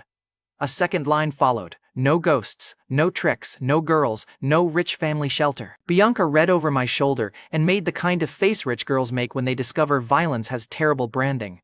Do not answer like an idiot, she said. I typed back to Brody anyway. Tell him I charge admission. Bianca grabbed my wrist before I could send more. Nolan. I looked at her hand on me, then at her face. Is this concern or investor oversight? It can be both. That is almost romantic. That is almost why people try to hit you. She was not wrong. Annoying women rarely are when the subject is other men's pride. Knox wanted me to meet him where fists were the only language. I did not give men like Knox the first venue they requested. That was how idiots walk into cages and call it courage. I needed to answer the challenge without paying it early, so I used the Beacon suite. By noon, Brody brought 3 upperclassmen to the Marwood Grand Hotel. 2 had been connected to Tristan Clay's midnight stupidity. The third came only because the story had gotten too expensive to ignore. They entered the suite expecting a rich poser hiding above campus. They found catered food, heavy glassware, a skyline view, and me sitting at the head of the table with the black key card beside my plate like a little black insult. The first upperclassman stopped at the door. This is really yours? For tonight, I said. Respect the rental period. The second upperclassman tried to laugh. So what is this, a victory party? No, I said, a correction. Victory parties are for people who survived a fight. You people survived a rumor and came here to see if the rumor had furniture. Brody looked at the food, then at the men behind him. He is not wrong, I pointed to the table. Eat if you want, but first, one rule. Nobody in my room gets to pretend last night was mutual combat. Tristan came with a bat, his friends screamed, the floor got cleaned. Say the clean version or go hungry. The first upperclassman looked at Brody. Brody did not save him. That was the small test I needed. If Brody corrected me, the room stayed his. If Brody let them answer, the suite became mine. The upperclassman swallowed. Tristan came with a bat. He screamed. They cleaned. Good, I said. The pasta is less embarrassing. The second one muttered, he is going to kill us if he hears we said that. Sella North answered from the doorway before Brody introduced her. He already heard worse. He is mostly mad because the photos were ugly. Sella entered like that, not scared, not warm, and absolutely aware of which men depended on better lighting than they deserved. Brody laughed and walked in first. That mattered. Men who had watched Tristan scream were now watching Brody relax under my roof. Status is contagious when the right person stops flinching. Bianca stood near the window with her arms crossed. She had insisted this was a terrible idea, then spent 10 minutes adjusting the fruit tray because apparently terrible ideas still needed presentation. Sella North came in behind Brody. Brody introduced her with one sentence. Sella knows the senior crowd, and she actually tells the truth when it costs her. Sella looked me over. She did not do the Talia Burke price scan. She measured exits, witnesses, and Bianca's posture near the glass. So you are the campus shark, Sella said. Depends who is swimming. Her mouth curved. And the suite? Territory, I said. People behave differently when the carpet costs more than their excuses. Sella walked to the table but did not sit. Territory usually has taxes. What do you collect? Clean stories, useful warnings, and people who know when not to touch what is not theirs. Her gaze moved to Bianca. That why she is here? Bianca said. I funded the room. I do not belong to the room. Nobody said belong, Sella said. The table went quiet because Sela had touched the live wire without smiling. I set my cup down. Bianca bought in because she is less boring than her family hoped. Brody came because he likes having a story worth carrying. You came because you wanted to know whether I protect access or just sell it. Sela's expression changed. And? Access is expensive, safety is not negotiable. Not noble. Noble would have been free and stupid. Practical mattered more. A room that could not keep one woman from being cornered would never become a territory. It would become a prettier dorm. One of the upperclassmen muttered, "Tristan is saying you set him up." I lifted my coffee. He came to my room after midnight with a bat. If he wants sympathy, he should start by explaining the bat's emotional needs. Brody laughed first. The others followed because laughing with Brody was safer than defending Tristan. First shift of the afternoon, not friendship, not loyalty, something more useful at that stage. Permission. They had permission to stop treating Tristan like the default senior threat. I let them eat before I asked questions. Food makes weak men honest and ambitious, men careless. The black key made the hotel staff appear before anyone had to look for help, and every time a server called me Mr. Reed, an upperclassman at the table sat a little straighter. Bianca noticed too. She leaned close while the others argued over who had spread the hallway photo. "You are enjoying this too much." "I am feeding people who came to see if I was hiding," I said. "This is community service. You are building a court. Courts have judges. I prefer customers." She looked at the table, then at Brody, then at Sela. "And Knox?" "Knox wanted no girls and no rich family shelter," I said. "So I invited girls and used rich family money to order dessert." Bianca tried not to smile. Failed. Sela saw it. That reaction mattered too. Sela had entered as Brody's test. She watched Bianca Ellery, the girl senior men orbited like unpaid satellites, fail to stay cold around me. That told Sela the rumor was not empty. It told the room I was not just borrowing an heiress. I was making the heiress react. After lunch, Sela stepped out toward the service hall to take a call. I saw Tristan Clay move before anyone else did. He had not been invited, but cowards love hallways. They give a man just enough privacy to pretend he is brave. Tristan came from the elevator side with his jaw tight and a bruise on his pride no mirror could show. He waited until Sela was near the service door, then blocked her path with one hand on the wall. I could not hear the first line. I did not need to. Sela's shoulders changed. She tried to step around him. He shifted with her. That was enough. I set my cup down. Bianca followed my eyes. "Nolan, investor oversight?" I asked. "Do not make a murder joke." "Fine, a rescue joke." I walked out before the table could turn into a committee. Tristan saw me and smiled like a man trying to remember how he used to scare people. "Private conversation," he said. Sela said, "It was not a conversation." "Good. Clear witness, clear refusal, no guessing required." I looked at Tristan's hand still braced against the wall. "Move it," he laughed once. "Or what, you hang another sheet?" "No," I said. "This carpet is nicer, blood would be rude." Sela's mouth twitched despite herself. Tristan saw that and lost another inch of control. "You think the hotel makes you untouchable?" "No. I think touching women in service halls makes you predictable." The suite door opened behind me. Brody came out first, then the upperclassmen, then Bianca, slow and furious because she understood exactly how this hallway would look if it spread. Tristan's hand dropped.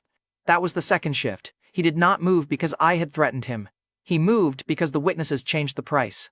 Sela stepped away from him and stood beside me. Not behind me. Beside me.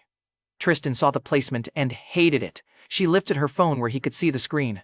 "The senior group is asking why I left the suite. Do you want me to type the version where you blocked the hall, or the version where Nolan walked out before you could touch my wrist?"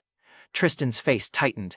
That was the third shift. The rumor did not need me anymore. Sela could carry it herself, and because she was the person he had cornered, every sentence from her cost him more than a threat from me.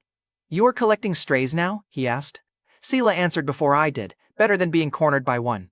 The upperclassman laughed. Tristan's face went red. Bianca said his name once. Tristan. That one word carried the Ellery weight he had been pretending to own. It also made the hallway pick a side.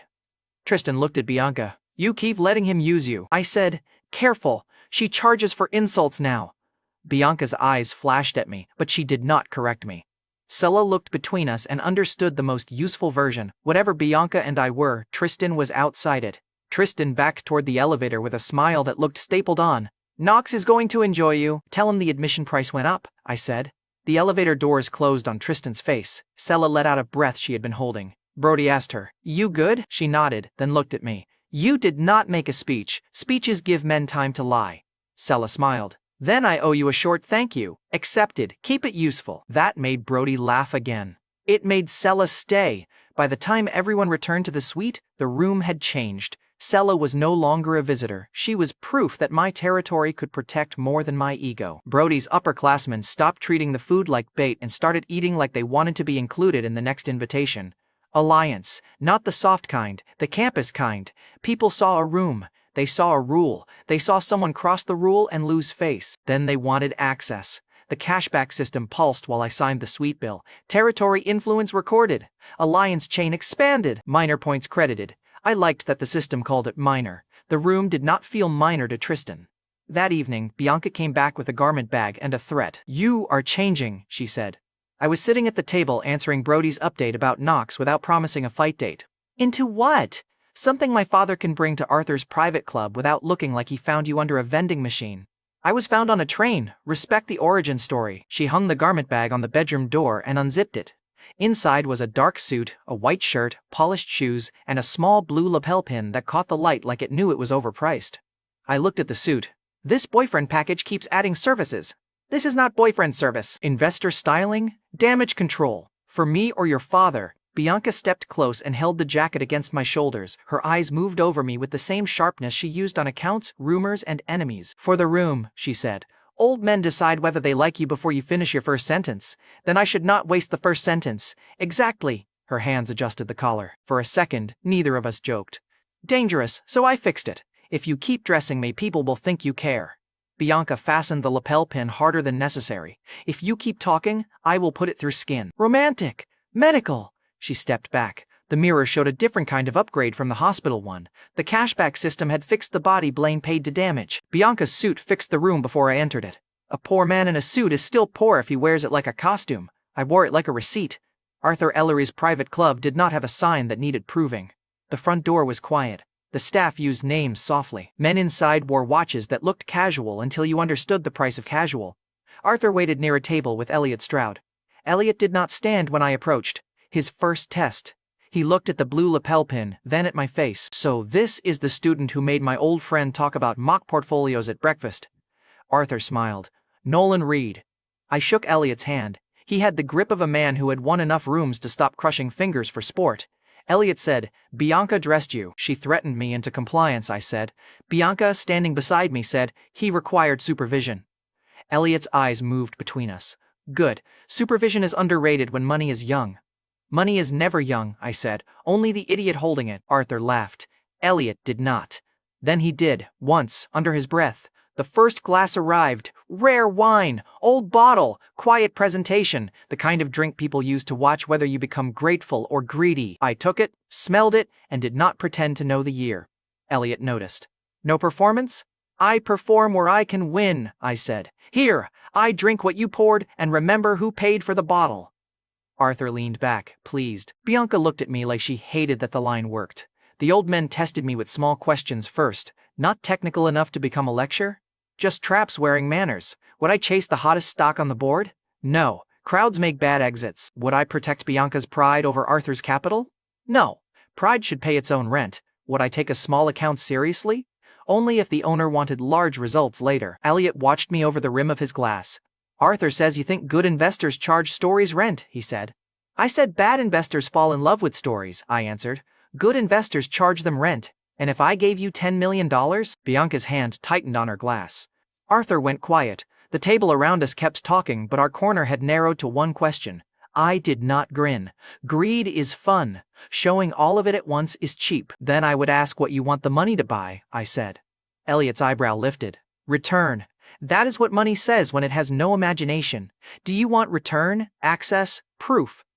Arthur was right. Proof Bianca was not foolish to bring me near your circle, or the pleasure of watching a young shark bite people your age politely. Bianca whispered, "Nolan." I kept looking at Elliot. Elliot set his glass down. For 3 seconds, I thought I had pushed too hard. Then he smiled. "Not warm, interested." 10 million, Elliot said. 30 days. Same as Arthur's first test, but I dislike boredom even more than he does. Arthur laughed outright. Bianca stared at Elliot like he had just handed me a lit match near her curtains. I lifted my glass. "I charge extra for not boring rich men." "Earn it," Elliot said. The cashback system flashed so brightly, I almost missed the server refill my glass. External capital access expanded. Elite account chain unlocked.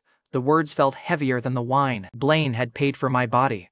Arthur had paid for my credibility. Bianca had paid for my territory. Elliot Stroud had just paid for the next tier of enemies. Arthur reached across the table and tapped the back of my chair once. Not affection, approval. In rooms like that, the difference did not matter until inheritance got involved. Bianca saw the tap, so did Elliot. So did two older men at the next table who had ignored me when I walked in, and now looked at the blue pen on my lapel as if it had started belonging there. The hidden payoff of the club was access. 10 million sounded louder, but the real upgrade was entry. Arthur's circle had stopped asking why a student was in the room and started wondering whether they were late to the table. Bianca leaned close and whispered, "Do not let this make you unbearable." "Too late," I whispered back. "It came with the suit. The moment should have ended in triumph. It did not. Payoffs have consequences when they are worth anything." Bianca's phone buzzed first, then mine. Brody's text sat on the screen. Knox accepted the gym match. A second message followed before I could answer. Saw him buying a utility knife. Bianca read my face before she read the words. "What?" she asked. I showed her the screen. The blue lapel pin on my suit caught the club light while the warning sat in my palm. Elliot Stroud had just opened a $10 million door. Knox Weller had just chosen a cheaper one with a blade inside. Brody Kane's warning about the utility knife did not make Knox Weller look smarter. It made him look cheaper. A real fighter can lose. A proud idiot needs an excuse in his pocket. Bianca Ellery read the message twice inside Arthur's private club, then looked at me like she wanted to drag me out by the lapel pin she had just fastened onto my suit. "You are not meeting him alone," Bianca said. Arthur Ellery heard enough to turn from Elliot Stroud. "Meeting who?" "Knox," Bianca said before I could make it prettier. "He challenged Nolan at the gym. Brody says he bought a utility knife." Arthur's face went still. Elliot set down his glass. "That is not a fight. That is a liability looking for a hallway." "Finally," I said. "A rich man who speaks my dialect." Bianca snapped, "Do not joke." I looked at Arthur. "I am not reporting him before he does anything." Arthur's eyes narrowed. "That is foolish." "No," I said. "It is expensive. If Knox backs down, I get a rumor. If he steps onto the mat, I get an audience. If he pulls the knife, he gives every parent in your circle a reason to pretend they always disliked him." Elliot studied me. "You intend to let him choose the worst door. I intend to make sure it is open when he reaches for it." Bianca's voice dropped. "You intend to bleed for a better story." I looked at her, and for once, I did not make the first answer ugly. "I intend to make his story stop before mine does." That did not calm her. It did make Arthur stop arguing. The next morning, I answered Knox in the only language he respected and the only language I enjoyed more: price. Brody spread the message through the senior circles. The gym match would happen that evening. No random pile-on, no hallway jump, no whispered dorm key. Knox, Tristan Clay, and Trevor Baines wanted respect? Fine, they could sign for it. One page sat on the gym counter by 5 o'clock. Not a legal saga. Not a hearing. Not a campus process. One page. If they stepped onto the mat and lost, they owed $50,000 each to the private campus hub for safety, repairs, and my personal amusement. If I lost, I would apologize publicly and shut down the suite events for the month. If anyone brought a weapon, the match ended. The video went to the people whose money Knox still wanted near him, and the penalty doubled. Greedy? Absolutely. But pride is easier to control when it has a bill attached. The gym was already crowded before I arrived. Students lined the wall. Some came for Knox. Some came for Bianca's reaction. Some came because the hallway had promised that the campus shark finally had to fight without a sheet, a sweet, or a rich girl's coffee cup. Bianca stood near the sideline with her phone in hand. She did not hide that she was recording. That mattered. The video would not create the truth. The truth was about to happen in front of everyone. The video would only stop rich people from repainting it afterward. Brody waited near the door. Sella North stood beside him with her arms crossed, watching Tristan like she hoped he tried something and dreaded it at the same time. Talia Burke arrived with Sasha Wynn and whispered loudly, "I brought snacks because anxiety needs structure." Sasha whispered back, "This is not a movie. Then why is everybody acting poor with common sense?" Mila Vance did not come in with them. She entered alone, binder in one hand like the gym might try to submit a late assignment. She saw Bianca recording, saw the contract page, saw my bandaged-over old bruise almost gone and looked at me. "You are stupid," Mila said. "Good evening to you two. If you get hurt, I am not visiting." Noted. "I mean it. You used punctuation. I believe you." She looked furious enough to stay. Useful. Iris Calloway came last. Macy Kepler was not with her. Iris did not push toward the mat. She stood beside Sasha, calm but pale, and held my eyes for 1 second. "Do not make me watch another train," Iris said. That line landed harder than Bianca's anger or Mila's threats. I gave her a small nod. This one has better exits. Knox Weller arrived with Tristan and Trevor. Knox wore a dark training shirt, and the expression of a man who had convinced himself silence was character. He had wrapped his hands. He had left his jacket with Tristan. I noticed the jacket because the pocket hung a little heavy. The utility knife had either moved or had never left his reach. I did not mention it. Mentioning a trap too early is just giving the rat a map. Knox stopped 3 feet from me and looked at the crowd. You brought all this for protection? No, I said, for witnesses. Protection is what guilty men call an audience. His eyes moved to Bianca's phone. Tell your fake girlfriend to put that down. Bianca's smile turned sharp. Ask me yourself. Knox looked at her for half a second, and that half second told the gym what he really wanted. He was not fighting because I had insulted him. He was fighting because Bianca's attention had moved where he could not control it. Fine, Knox said. Record. I want everyone to see him hit the floor without hotel staff catching him. Generous, I said. You just donated your loss in high definition. Tristan barked a laugh, then stopped when Knox did not join him. Trevor looked from Bianca's phone to the signed page and started understanding that the room was no longer built around his commentary. Knox pointed at the suit jacket I had worn in. Take off the rich boy costume. I removed the jacket and handed it to Brody. The blue lapel pin flashed under the lights before Brody folded it over his arm. Careful with that, I told him. Bianca stabbed me with it emotionally. Bianca said, I can make it physical. The gym laughed. Knox did not. Good. Humor makes men like him feel excluded, and excluded pride takes worse risks. Trevor reached the counter first and stared at the page. 50,000? You think this is a pay-per-view? No, I said. Pay-per-view has better announcers. The crowd laughed. Trevor hated that my jokes kept making him smaller in rooms where he arrived to look tall. Tristan picked up the page. You are hiding behind a contract now? You hid behind a bat and screamed at laundry, I said. We all evolve. Sella laughed once. Tristan's face tightened. Knox took the page from him and signed first. Public mistake. He wanted the room to see he was not afraid of money, rules, or me. Tristan signed second because backing out after Knox would have made the service hall rumor permanent. Trevor signed last with the face of a man watching 8 apartments turn into recurring humiliation. Bianca took a clear video of each signature. I signed after them. The cashback system did not flash for the signature. Good. The paper was not power by itself. It was bait with a dollar amount. The reward would come only when a proud man decided the bait was beneath him and swallowed it anyway. Bianca shifted closer to the sideline, phone steady. Mila noticed the angle and said nothing. That silence was its own approval, and Bianca hated needing it. Then I handed the pen to Brody. Witness? I asked. Brody looked at the page and smiled. I do love stupid rich history. He signed as witness. That was all the paperwork the scene deserved. The gym attendant looked like he wanted to leave his own job. He pointed at the mat and said, No weapons, stop when someone taps or when I say stop. Knox smiled for the first time. He will not need to tap, Knox said. I stepped onto the mat. That sentence cost you 50,000 to say. Knox rolled his neck. You think money makes you clever? No. Money makes clever visible. Poverty hides it under late fees. That line did not mean anything to Knox. It meant something to Iris. I saw it in her face near the wall. She remembered the hospital room, the settlement wire, and the moment she understood I had let Blaine Carver pay for what he broke. Iris carried the difference between rumor and proof. Everyone else had heard rumors at my first invoice. Iris had watched the first bill come due. Knox looked at the crowd again. You love talking, and you love making women ask you to stop. Tonight we both grow. Sella's expression changed. Tristan heard the insult and looked at the floor. Knox's silence finally cracked. He came forward before the gym attendant finished raising his hand. The first exchange told me Knox was real, not a professional monster, not a street legend, but real enough that his fist moved without warning and his feet stayed honest under pressure. He hit my shoulder once before I settled. The crowd made a sound. Bianca's phone did not move. Mila's fingers tightened around her binder. Knox smiled again. No ghosts now. No, I said. Just invoices. He came harder. I gave ground on the first step because men like Knox trust forward motion more than thought. His right hand cut toward my ribs. I let it skim, caught his wrist, turned inside, and drove my shoulder under his center before his feet understood the floor had changed loyalties. He hit the mat on his back, fast, clean.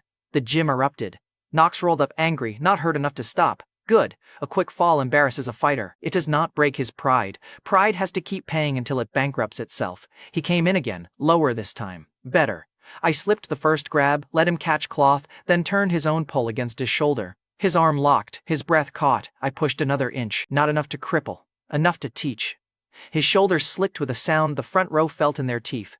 Knox dropped to one knee. The gym went silent. Then he hissed. The gym attendant moved in. "Stop!" I released immediately and stepped back with both hands visible. That mattered too. People forgive force faster when it stops exactly where it promised to stop. No extra shot, no stomp, no macho finishing line while he could claim I was cruel. Just a clean stop with the room watching him kneel. Trevor's mouth opened before his brain could save him. "Lucky." I turned toward him. The crowd followed my eyes.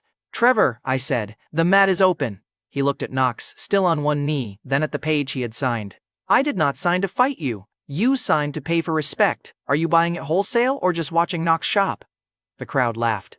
Trevor took one step back. "Not much. Enough." $50,000 had become a background charge on his cowardice. Tristan did try. He had to. Sella was there. Brody was there. The service hall roomer was there. He stepped onto the edge of the mat and said, "Fine." He lasted 8 seconds. I did not need a dramatic move. Tristan was angry, embarrassed, and worried about how Sella was watching him. That made him reach too far. I hooked his ankle, turned his shoulder, and let him land flat enough that the mat slapped louder than his mouth ever had. Sella did not laugh. She looked relieved. That was better. Tristan rolled off the mat and did not get up. Now Knox had a choice. Lose clean or become exactly what Brody's warning had told me he might become. The gym attendant tried to end it. "Match is done." Knox stood, one arm hanging wrong, eyes burning. "No," Knox said. "He tricks people. He does not beat them." Bianca said, "Knox, stop." The way she said it changed the room. Not because she sounded afraid, because Knox heard Bianca caring whether I was safe. Bianca gave his pride the last push it needed. He lunged with his good arm. The movement looked sloppy enough to fool a careless man. His body angled toward me, but his hand went behind his waist. The utility knife flashed silver under the gym lights. Someone screamed my name. Bianca's phone stayed up. I turned late on purpose and early by survival. The blade came from behind, aimed low and ugly. I caught his wrist with my left hand and the blade with my right. Steel bit into my palm. Pain lit my arm white. Blood hit the mat. The room stopped being a campus fight. It became consequence. Knox's eyes widened. He had expected fear. Maybe a shout, maybe a cut he could call an accident in the mess. He did not expect me to hold the blade and smile with blood running between my fingers. "That," I said, "doubles the penalty." Then I twisted. The knife dropped. Brody kicked it away before anyone stupid could touch it. Bianca reached the mat before the gym attendant. "Nolan," I kept my hand raised and my eyes on Knox. "Record him," I said. Bianca's voice shook. "I am recording." "Good." Knox backed up. For the first time since I had seen him beside Tristan, his face looked young. Not innocent, just young enough to realize the world had rules his anger could not punch through. Arthur's name came out of Bianca's mouth like a threat. "My father is seeing this." Knox looked at her. Then he understood the real loss. He had not just lost a fight, he had lost the rich circle that made his violence feel insulated. Brody stepped between Knox and the crowd. Nobody touches the knife, nobody edits the clip, everybody saw it. The gym answered in nods, whispers, and phones lowering because the expensive part had already been captured. Mila appeared at my side with a towel. I did not see her cross the mat. She pressed the towel to my palm and said, "Do not be stupid." I listened late. "You always listen late." Her voice was angry. Her hand was careful. Iris stood just behind her, one hand over her mouth, eyes locked on the blood. Sasha had both hands around Talia's arm. Talia looked pale for once, her snacks forgotten on the bench. Bianca saw Mila holding the towel and did not like it. Then Bianca saw the blood soaking through and decided jealousy could wait 3 whole seconds. Progress. The trip to Mercy Harbor Medical Center was loud only because everyone wanted ownership of the fear. Bianca rode with me and called Arthur before the doors closed. Mila followed in another car without asking permission. Iris came because she had seen the first public injury and refused to be left with the rumor version. Sasha brought Talia because Talia said she was fine and then walked into a wall. At the hospital, a nurse tried to ask who was family. Bianca said, "I am handling it." Mila said, "You're not family." Bianca turned. "Neither are you." Mila looked at my bandaged hand, then at Bianca. "Then stop saying it with your shoes," Talia whispered to Sasha. "I do not know what that means, but it was expensive." Sasha whispered, "Please sit down before you faint dramatically." Iris stepped between the argument and the nurse. "He is Nolan Reed," Iris said calmly. "He was injured in a gym match. His hand needs treatment, and everyone else can fight over oxygen after he is seen." The nurse liked Iris immediately. Most sane people did. I sat on the exam bed while the cut got cleaned and wrapped. I will keep the medical part short because pain is only interesting when it changes what people do. This pain changed the room. It gave Bianca permission to look scared in public. It gave Mila permission to break silence and touch me without making a joke first. It gave Iris the old train memory back with worse stakes. It gave Arthur Ellery a reason to walk into Mercy Harbor Medical Center like the hallway had insulted his family. Arthur arrived with Helena Ellery behind him. Elliot Stroud did not come in person, but his message hit Arthur's phone while Arthur crossed the waiting room. Arthur read it, glanced at me, and slid the screen into his pocket without comment. Later, he told me Elliot's only question had been whether the hand would affect the 30-day account. Arthur had answered, "If it does, the boy will charge the injury rent." I liked Arthur more when he was practical and less when he sounded like me. No dramatic police speech, no lecture about procedure. Just Arthur looking at the bandage, then at Bianca's phone, then at me. "Show me," Arthur said. Bianca played the video once. Nobody spoke while Knox pulled the knife. Nobody needed to. When the video ended, Arthur's face was calm in the way storms look calm from far away. "Knox Weller is finished in any room I control," Arthur said. "The school can pretend to deliberate. My circle will not." Helena looked at my bandaged hand. "And you, Mr. Reed, will stop acting like blood is a business model." "It has cash flow," I said. Bianca snapped. "Nolan," Mila said, "do not defend him. He is terrible." Iris looked at Mila. "You are still holding the towel." Mila looked down. She was. The room went quiet for one dangerous second. Then Talia, still pale, said, "For the record, if anyone asks, I was brave in the waiting room." Sasha said, "You asked if vending machines had smelling salts." Bravely. The laugh that followed did not erase the fear. It made the room breathe again. Talia stayed useful because she could turn panic sideways before it became weakness. The doctor gave me restrictions. No heavy lifting with the hand, keep it clean, return if the bleeding worsened. Normal human advice, annoying timing. Because my phone buzzed before the bandage tape settled, the department had sent the public finalist list for the Bayside Finance Final. My name sat at the top. So did the sponsor list. Arthur Ellery was there. Elliot Stroud was there. Then I saw the name that made the hospital room narrow around me. Meridian Analytics. Sponsor representative, Mr. Sutter. The same boss who had fired me in the old life before my lunch bag warmed in the office fridge. Bianca read the screen over my shoulder. "Who is Sutter?" I closed my fingers around the phone and felt the bandage pull. "A door that thought it was a wall," I said. Mila heard the tone and stopped arguing. Arthur watched me more closely. The knife fight had ended. The final bill had just arrived wearing my old boss's name. Mr. Sutter's name sat on the finalist sponsor list like the old life had bought a ticket. Meridian Analytics. Sponsor representative, Mr. Sutter.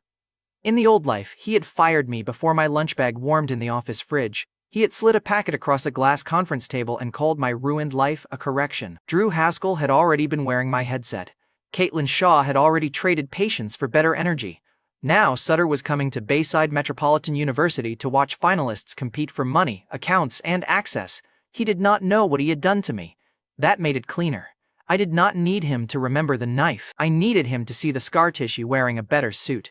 Bianca Ellery read the sponsor list over my shoulder in the hospital and asked, "Who is Sutter?" I told her, "Someone who once thought I belonged outside the door." Mila Vance looked at my bandaged hand. "Do you always answer trauma with riddles?" "Only when the trauma has a company logo." Iris Calloway did not ask anything. She had seen enough on the train to understand some wounds do not need the same witness twice. Arthur Ellery watched me from the end of the room. "Can you compete tomorrow?" The doctor had just told me not to use the hand more than necessary, so I flexed the fingers and felt pain crawl up my wrist. "Yes," I said. Bianca snapped. "That was not medical advice. It was a question about winning." Helena Ellery said, "Those are different questions for sane people. I am improving other categories first." Mila muttered. "He is impossible," Talia Burke, still pale from the gym, said from the waiting chair. "Impossible is currently ranked first, stabbed, and sponsored. I hate how marketable that is." Sasha Wynn put a bottle of water beside my good hand. "Drink before you make another terrible sentence." After Knox Weller's knife, the room looked like this. Not peaceful, never peaceful, but aligned in the one way that mattered. Everyone understood tomorrow was not a simple campus final anymore. Knox had made my hand the headline. Mr. Sutter had made the final personal. The next morning I did not hide the bandage. Bianca wanted the suit perfect, Mila wanted the bandage tight, Iris wanted me to eat, Talia wanted to know whether a wounded finalist got sympathy points. Sasha actually made sure I took the pain medicine. I let them all help in small ways because refusing every hand is just another kind of begging for control. But I chose the final look. Dark suit, blue lapel pin, bandaged right hand visible against the sleeve. Black keycard in the inside pocket, no cracked glasses, no cheap apology posture. When I looked in the Beacon Suite mirror, the old subway version of me was nowhere on the glass, not gone, priced differently.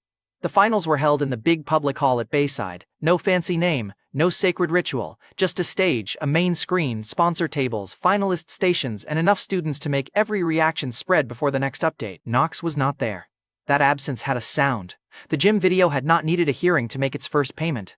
By morning, Nox had lost the match, the room, the rich parent protection, and the right to stand anywhere near the final without people seeing the blade before his face. The formal consequences could drag their feet. Public status had already sprinted ahead and locked him outside. Tristan came anyway, but only at the back wall, where men go when they want to witness power without admitting they are afraid of it. Sella saw him, lifted 2 fingers in a lazy little wave, and watched him look away first. Perfect! Private wins feel good. Public wins collect interest. Trevor Baines saw me first near the entrance. He stood with 2 classmates, pretending he had not signed a fight contract, and watched Nox destroy his own future. His eyes went to my bandage, then to the lapel pin, then to Bianca walking beside me. Trevor could not help himself. Going to type with one hand, Reed? The students near us turned. I smiled. If I need help, I will ask your family for 8 apartments and 2 mortgages. The laugh hit him from 3 directions. Trevor's face shut down. He had once tried to make family property a throne. By the final, it had become a punchline that followed him without me lifting a finger. Consequence, finally. No office, no complaint form, no witness chain. The room simply repeated the smaller version of him until he had to live inside it. Not revenge by paperwork, revenge by habit. Brody Kane passed behind Trevor and said, "Careful, he charges for repeat jokes." Trevor moved away before the room made him pay again. Near the sponsor row, Arthur Ellery stood with Elliot Stroud. They spoke quietly with men and women who all looked like they had never waited for a bus unless the bus belonged to them. Arthur saw me and nodded once. Elliot lifted his coffee in salute. That was all. Good. Rich approval is strongest when it does not beg to be noticed. Then I saw Meridian Analytics. Mr. Sutter stood behind a sponsor table with his usual clean tie, his usual dead-eyed professional smile, and his usual talent for looking at people like they were still being sorted. Drew Haskell stood beside him. Caitlin Shaw stood near the table with a visitor badge on her jacket and a tablet tucked against her arm. There they were, the office wound in student stage lighting. In this timeline, they had not trapped me in the glass conference room yet. Drew had not taken my headset. Caitlin had not posted better energy beside him after my firing. Mr. Sutter had not slid the release packet across the table, but I remembered. Memory was not fair, neither were they. Sutter's eyes moved over the finalist list, then to my bandage, then to my face. He smiled with polite recruiter interest. Nolan Reed, impressive recovery story around campus. I stopped in front of him. Bianca slowed behind me. Mila stopped too. Iris stayed back with Sasha, but I felt her attention settle on the moment. Sutter held out a hand. My right hand was bandaged. I looked at his hand until the pause became visible. Then I offered my left. He took it, slightly wrong-footed. Good. Even tiny discomfort has flavor when served to the right person. Sutter said, Meridian Analytics likes resilient talent. I said, Meridian likes talent after someone else proves it. Drew's smile twitched. Caitlin looked up from her tablet. Sutter kept his recruiter face. Proof is the point of a final, Mr. Reed. No, I said. Proof is what people ask for when they miss the earlier invoices. Bianca's mouth curved behind me. Mila whispered, Unbelievable. Sutter did not understand the old blood under the line. Fine. The public part was enough. Drew stepped in with the light laugh men use when they want to cut without looking nervous. Big talk before results, Drew said. I looked at him. He was younger than the office version in my memory, but the posture was the same. Borrowed confidence, clean shoes, a smile polished on somebody else's work. Drew Haskell, I said. He blinked. We have met? Not properly. Caitlin's eyes moved between us. You know his name? I remember useful things, I said, and expensive mistakes. Sutter's smile thinned. Confidence is valuable when paired with performance. Good luck today. There it was again. The soft dismissal, the voice of a man already deciding whether I belonged in his spreadsheet. In the old life, I had spent years trying to make men like him call me valuable. This time, I walked past him before he could finish measuring me. The first round opened fast, no tutorial, no stock sermon, no charts worth boring anyone with. The screen showed market shifts, scenario changes, capital allocations, and a live leaderboard. Every finalist had the same starting balance. Every sponsor saw every move. Every student in the hall pretended to understand enough to judge the rest. I kept my bandaged hand still and used my left. Slow start, low flash, 3 precise moves. A finalist at the next station chased a loud spike and got applause from people who confuse noise with strength. Another finalist copied the crowd 5 minutes too late. A third panicked when the scenario changed and started moving like a trapped bird. Mila watched from the side with her arms folded. Bianca stood near Arthur, trying not to look worried and failing only where I could enjoy it. Iris sat with Sasha and Talia. Iris's eyes stayed on my hand more than the screen. Sasha whispered something to her, Talia whispered something back, and Sasha elbowed her before it escaped. The first update posted, I was fourth. Trevor, from somewhere behind me, muttered, looks like the shark is bleeding out. Talia turned around before I could. Trevor, you signed a contract to watch another man fight for you. Sit quietly. The crowd near him laughed. Talia looked surprised at herself. Then, pleased, Talia earned a little payoff. She had gone from opening Mila's package for attention to using attention against a weaker target. Not noble, still growth if you priced it correctly. The second update posted. I moved to second. The room changed, not a gasp, a lean. Sponsors leaned forward. Students stopped pretending the injured hand was the story. Sutter's table went quiet enough that I could feel it behind me. Drew said something under his breath. Caitlin did not answer. I did not look back. Looking back is for men who are unsure the knife landed. The final scenario hit with 10 minutes left. Most finalists lost the room there. The system shifted conditions. Safe positions became less safe. Flashy gains turned soft. Everyone wanted one last dramatic move because spectators love a hero sprint. I did not sprint. I sold one position everyone loved, held one position everyone called boring, and moved the rest where the crowd was too nervous to follow. The cashback system pulsed once in the corner of my vision.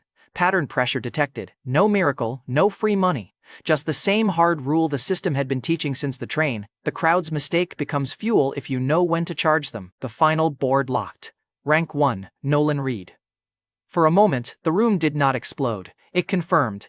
People looked from the screen to my bandage, from my bandage to Arthur, from Arthur to Elliot, from Elliot to Sutter, from Sutter back to me. Then the sound hit. Talia screamed first, which annoyed Mila and made Sasha laugh. Iris stood with both hands over her mouth, but her eyes were smiling this time. Bianca closed her eyes for half a second like she was angry at relief itself. Arthur clapped once, slow and heavy. Elliot matched him. Mila did not clap. Mila walked straight to my station, looked at the screen, then at me. You won left-handed, she said. I wanted to make the handicap feel included. You are still stupid, rank 1 stupid. Her mouth almost moved. Almost. Then she said quietly, do not spend the forgiveness on this. That line mattered because it meant she was still saving the debt. Which meant she expected me to survive long enough to claim it. Arthur and Elliot reached the stage before Meridian did. Arthur spoke to the department head only long enough for the microphone to catch the useful part. Ellery Group is expanding Mr. Reed's managed account, Arthur said.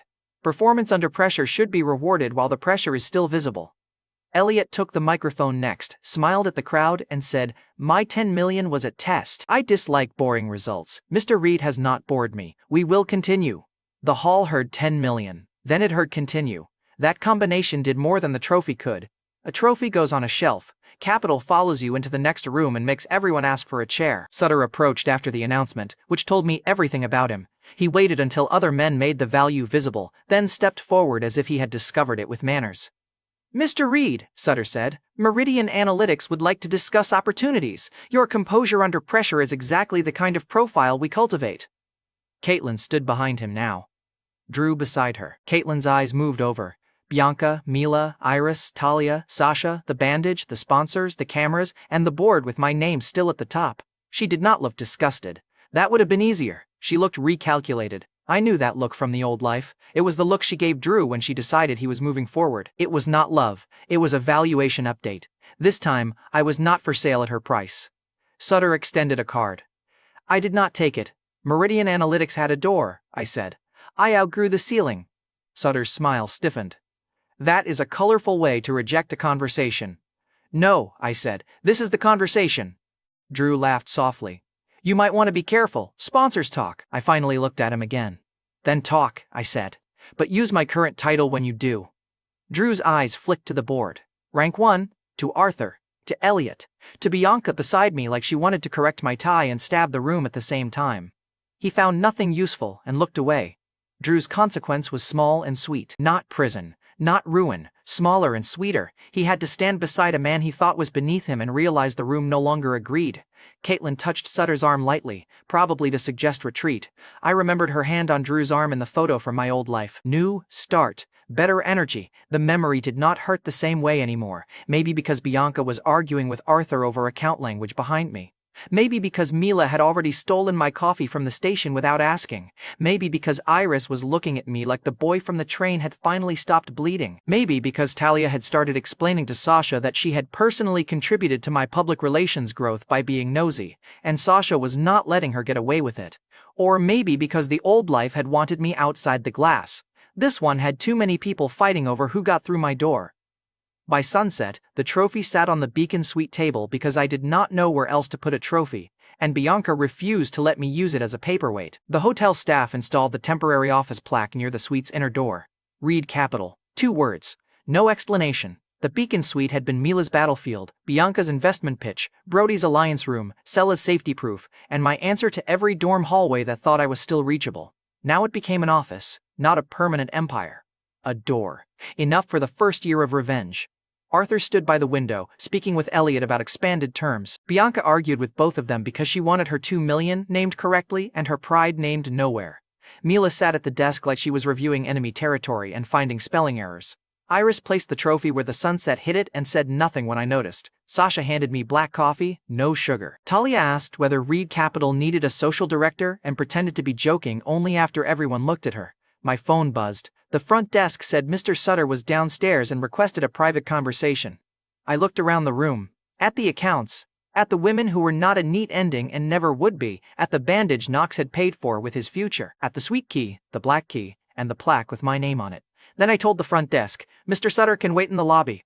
Bianca smiled first. Mila tried not to. Iris looked out over Harbor City, and for a second I saw the train window in the skyline glass. Thin boy. Bad glasses. Cheap backpack. Apology already forming before anyone swung. That boy was not dead. Dead things do not collect interest. He was paid back. Blaine Carver's settlement had bought the body.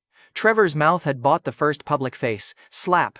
Talia's sabotage had dragged Bianca's world into mine. Mila's secret had become a war instead of a weakness. Bianca's fear had become capital. Tristan's ambush had become hallway comedy. Knox's knife had become a bandage, a video, and his own locked door. Mr. Sutter had come to offer access after I no longer needed his building. Caitlin and Drew had seen enough. No one from the old humiliation ladder was left above me. That did not mean the story became clean. Mila still owed me one forgiveness. Bianca still called the 2 million accomplice money, not boyfriend money. Iris still looked at me like she remembered the train before all the noise. Talia still wanted a profitable seat too badly. Sasha still noticed when everyone else forgot I had only one good hand. The chaos did not end. It upgraded. I picked up the black key and unlocked the suite door from the inside.